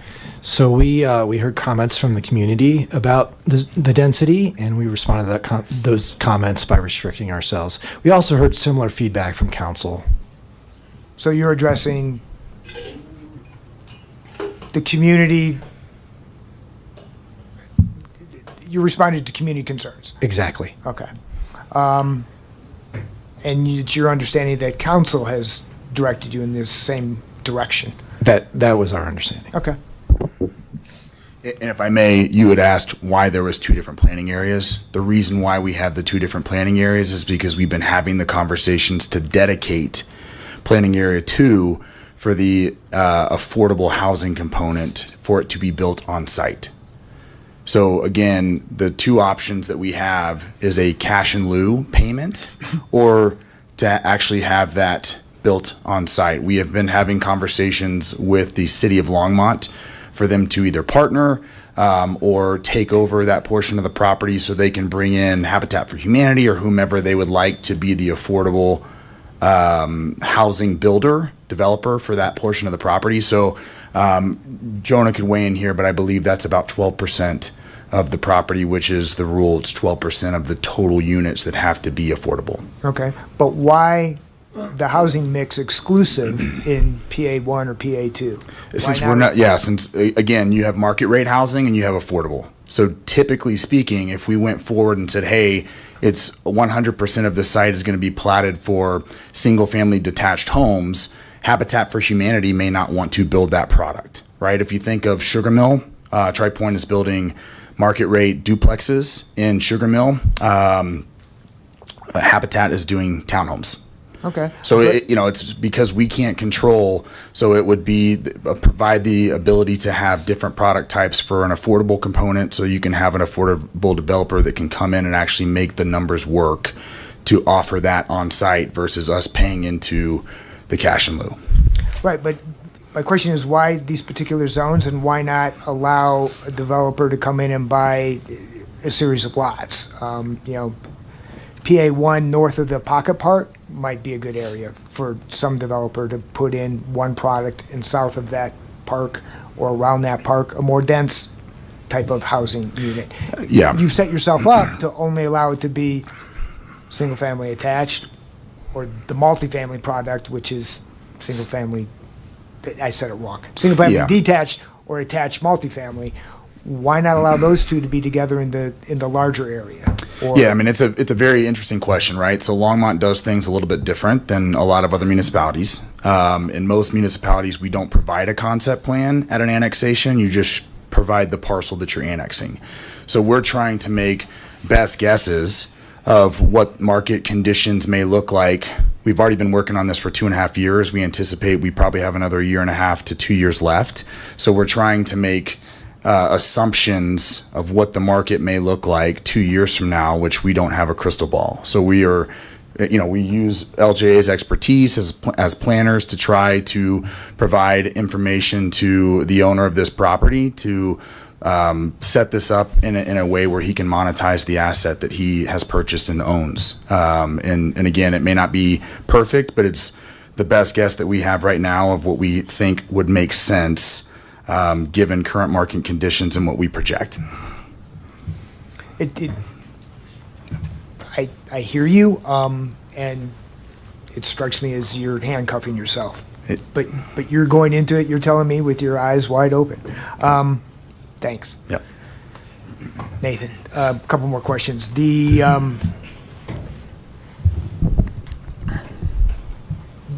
Your staff report indicates that there's a utilities design included in the concept plan. I don't see it. You've seen it? It's supposed to include one. Can you let me know which section you're referring to? I am referring to this regulatory provision that says, I think your 1502-060A3, appropriate land use, utility, transportation design, including multimodal transportation access, given existing and planned capacities of those systems.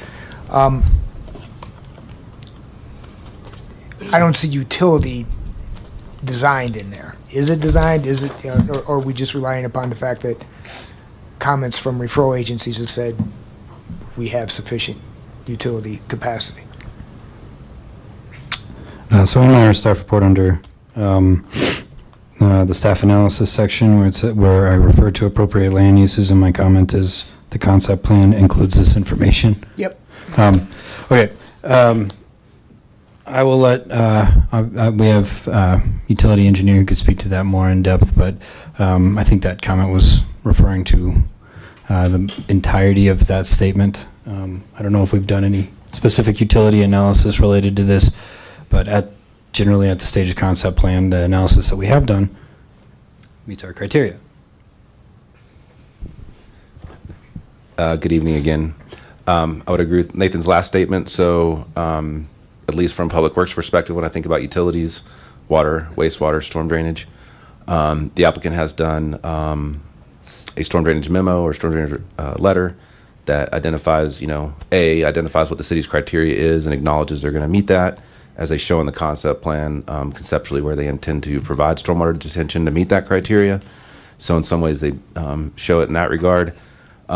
With regard to other utilities from Public Works, so water and sanitary sewer, not a specific layout for those utilities through the site, other than just acknowledgement of where the existing utilities are adjacent to the site and where they would be able to connect in, and that we do have capacity to be able to serve this in the future. Great.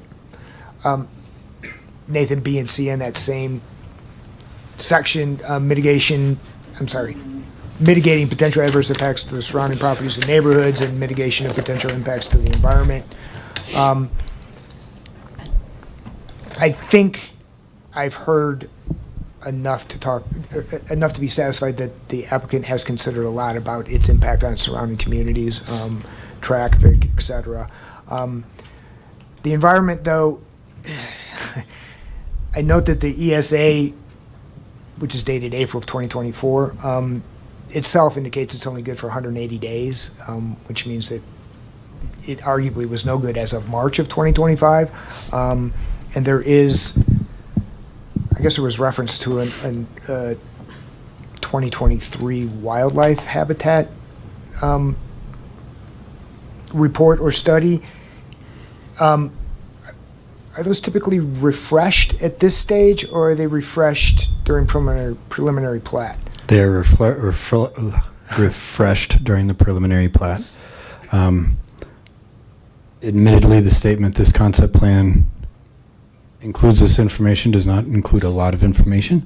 I believe that statement is referring to the overall type of uses that are proposed, or the types of uses that are proposed going to substantially negatively impact the environment.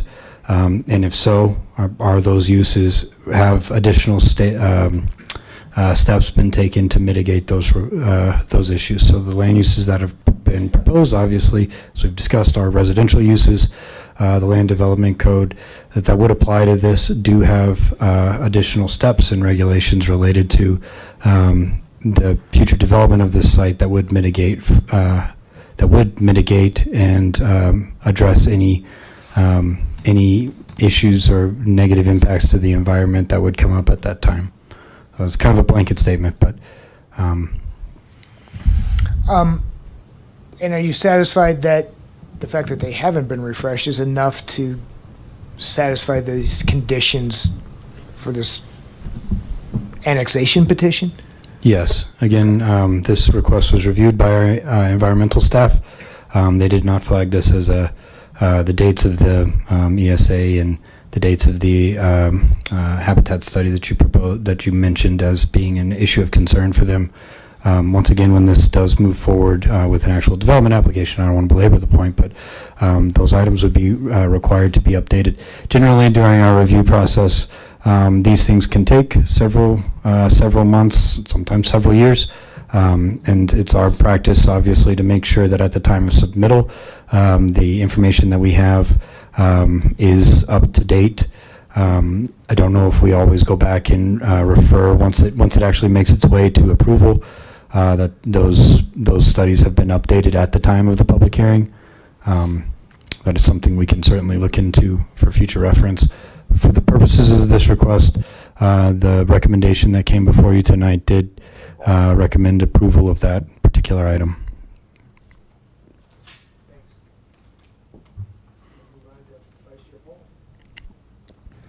Thank you, Jeremy. I don't want to step on your toes, but getting back to the question on the petition, I do note that in the item that was submitted that 3B number 8 says no partial width of any public right-of-way is included in the area proposed to be annexed. I don't know if that does answer your question about the right-of-way on 87th Street. It's included.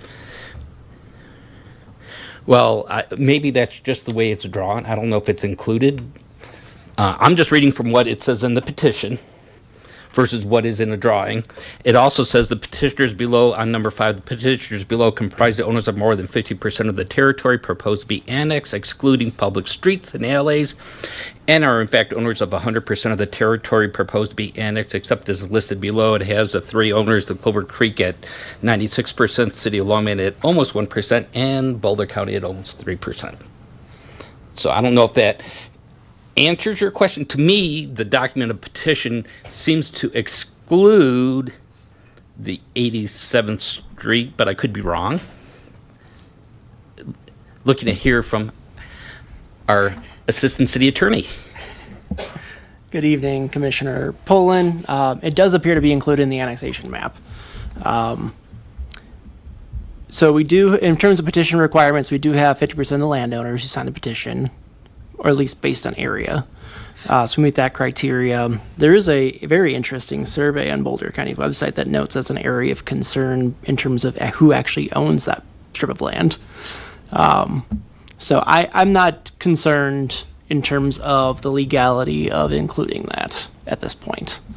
We'll certainly investigate as this moves along the annexation process to council, and I'll note that we're only at recommendation for Planning and Zoning Commission at this point, and if a subsequent concern comes up, we'll certainly address it later, but I'm not concerned at this point.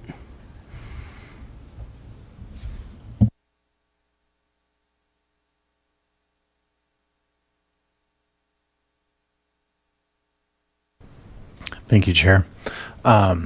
Just one quick question. Maybe it's quick. I don't know. And it may not be relevant in this case, so please forgive me. But I believe from an earlier map, it looked like the Box Elder neighborhood, as well as like the Schlegel, were not incorporated in the city. They're unincorporated Boulder County. Is that correct? Box Elder is within the city limits. The Schlegel neighborhood is not. Okay. So to kind of give you an idea, the parcels that front onto Schlegel here are in unincorporated Boulder County. Okay. And then the parcels that front onto Box Elder are within the city limits in our zone residential single family. Okay. All right. That's all I good. want to know. That was an easy answer. Yeah. All right. Great. Thank you.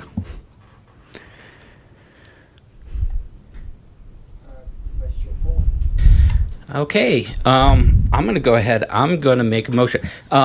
I want to first of all say that I have been impressed with the way that this developer has listened to the surrounding public. I know that there may be a couple issues with the way that some of the streets are working out. It seems that given the layout for this piece of property, there's not much we can do about that. As I said, I do appreciate the work that they've done, the input that they've taken in from the surrounding community and also from City Council. Seeing all that and seeing that this, from what I will say is, meets conditions 1502-055, 1502-060A2, which is the annexation, and 1502-060A3, which is for concept plans. I find that it meets all the conditions for those. Therefore, I would like to move that we approve PZR 2025-15A.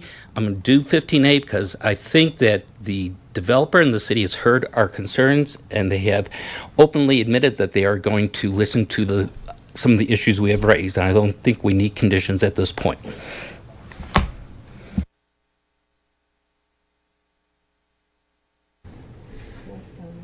I recognize Commissioner Earl. I will second the motion. Any further comment? Commissioner Jordan. I want to just echo Commissioner Boone's comments. I mean, looking at the map, I think that anyone who gained residency in this neighborhood would not use the neighborhoods to the north as a primary means of getting in and out once they learn that it's not an efficient way out. I think I would like, as part of the future traffic study, and I know we're not making it as a condition, I think the issue here is what happens when traffic's backed up on Airport and people jump on into that neighborhood because they're just trying to get out of the way really fast. That's the kind of, I get the idea, that's one of the main concerns we have is unplanned traffic through a highly pedestrianized area. Anyways, that said, I think I would also echo that. I really like all the work that has been done to accommodate to the greatest extent possible the constraints of the lot and all that. So anyways, that's all I wanted to say. Yeah, I'll add to that. I'm intrigued and impressed and laud the applicant for coming up with a new manner to get around apartments, to come up with a fee ownership incentivized structure. I am hesitant to approve the limitation of density, but understand what you're doing and why you're doing it here. I understand and hear loudly the Box Elder neighborhood's concern about traffic coming through their neighborhood, but I don't, like Commissioner Boone, see it terribly likely insofar as there's too many turns and into potential dead ends to come from up through Box Elder, across Box Elder Drive, onto Alder, and then back out to Airport. I don't see that as likely. I do appreciate that the smidgen of Quail Road is going to become busier, but it's going to become busier. I also envision that ultimately Quail Road through the Schlegel neighborhood possibly will be opened, but you know that is probably a long ways down the line. I am, however, hung up on the fact that the entirety of the property is not owned by the applicant, so I'm hamstrung to not be able to approve the annexation petition because of that. But that's me. Any other comments? Jane, let's take a vote. Commissioner Wang? Aye. Commissioner Boone? Aye. Vice Chair Poland? Yes. Chair Height? No. Commissioner Saunders? Yes. Commissioner Earl? Yes. Commissioner Jordan? Yes. Chair, that passes 6-1 with Chair Height dissenting. Thank you very much. This item, 7A of the Dry Creek annexation of our December 17th, 2025 meeting of the Planning and Zoning Commission will now be forwarded to Longmont City Council for action. If you're unfamiliar with council procedures and intend to appear before City Council, please contact the Planning Division for further information at 303-651-8330. Thank you very much. Appreciate everyone's patience, everyone's presentation. And we'll move along to final. Is it final comments from the public? If anyone cares to speak again, not about any items that were up on our agenda tonight, you're invited to come and talk. I'll let the audience clear.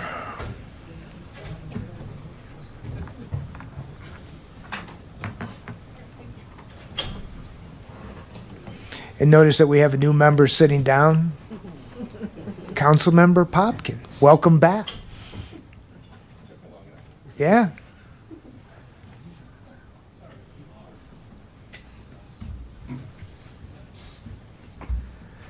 Next item is items from the commission. I will recognize Vice Chair Poland.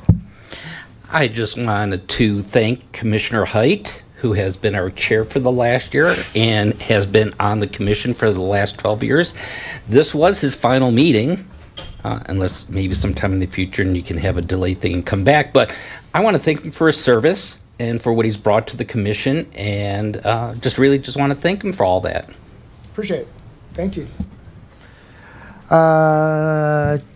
Commissioner Boone.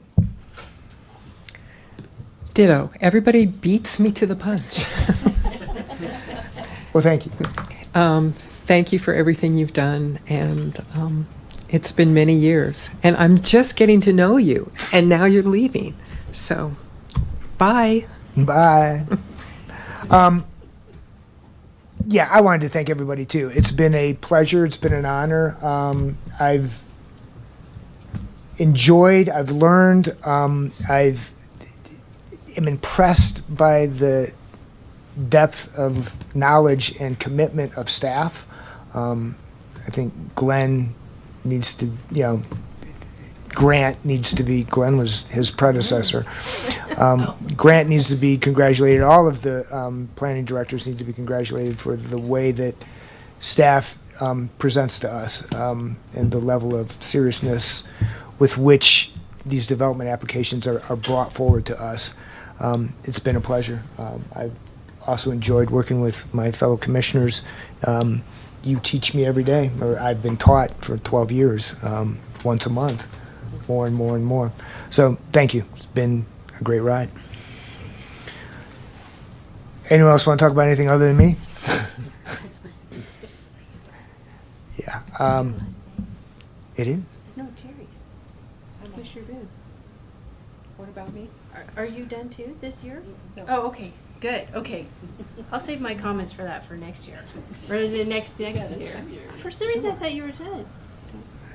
Oh, 3 more. Yay. Okay. We have a new council representative. Okay. Introduce yourself, say hello. I have to turn you on, don't I? I'm so sorry. Good evening, planning commissioners. My name is Matthew Popkin. I don't think I've had the pleasure of meeting any of you before, so it's nice to meet you all. Thanks for having me tonight and letting me slip in halfway through. I'm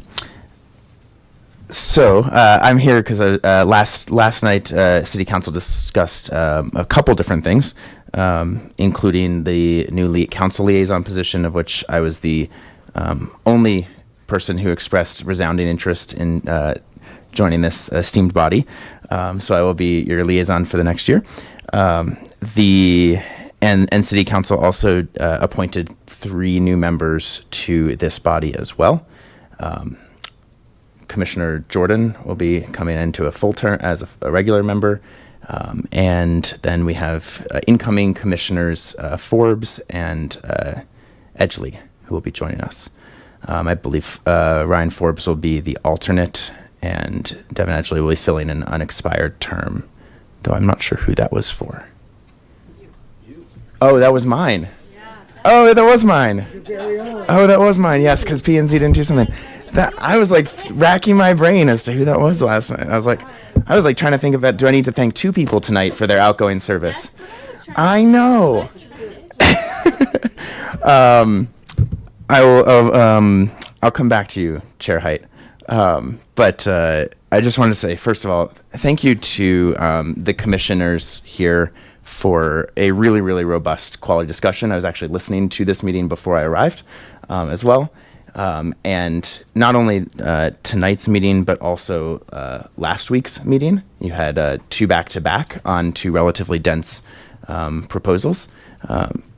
So thank you for all of that time. And what particularly stood out was that you're navigating different challenges of different streets that you may not be as familiar with as some people who might be present in this room at the same time as some of the discussion was ensuing, folks who live these streets daily, but also kind of the challenge of having seen most of you, I think, have seen the proposal or the previous proposal that came into the east, actually, I think this time last year, which was then withdrawn. So there's a lot of complexity surrounding even just this one annexation proposal. So thank you for navigating that gracefully.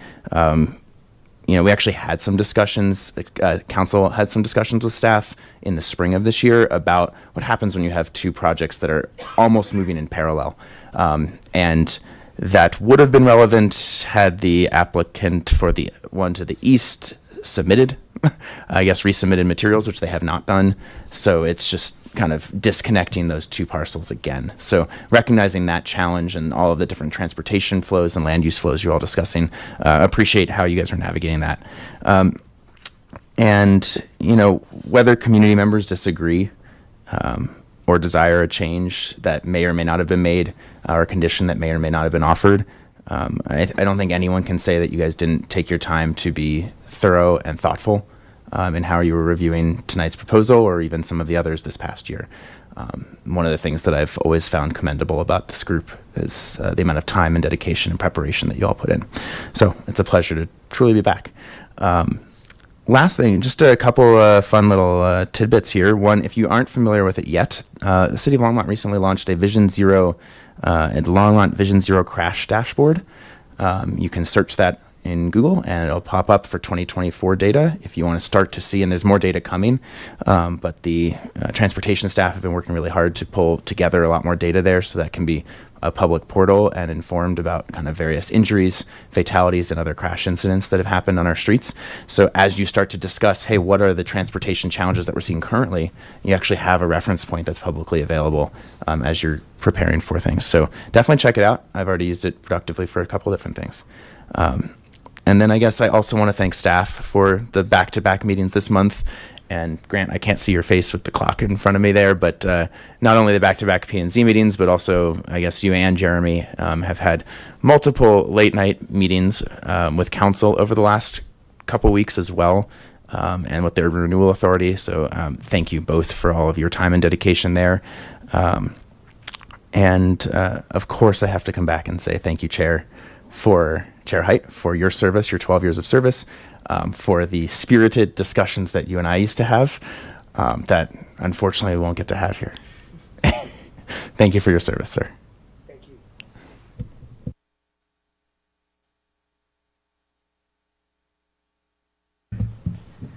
Planning Director Penland. Can I be a broken record and say thank you for your service? I'll keep it brief and just say that. The only other thing I had in terms of updates, we have not solidified any specific hearings for January. We obviously have some time, but again, as I mentioned last time, we're looking at potentially one item, and then if there is one item, we'd like to again present the potential updates for staff's reports to the commission to get some feedback on that as well, at least in one of the meetings in January. So that's all I have. Again, thank you all. It's been a pleasure. We're adjourned.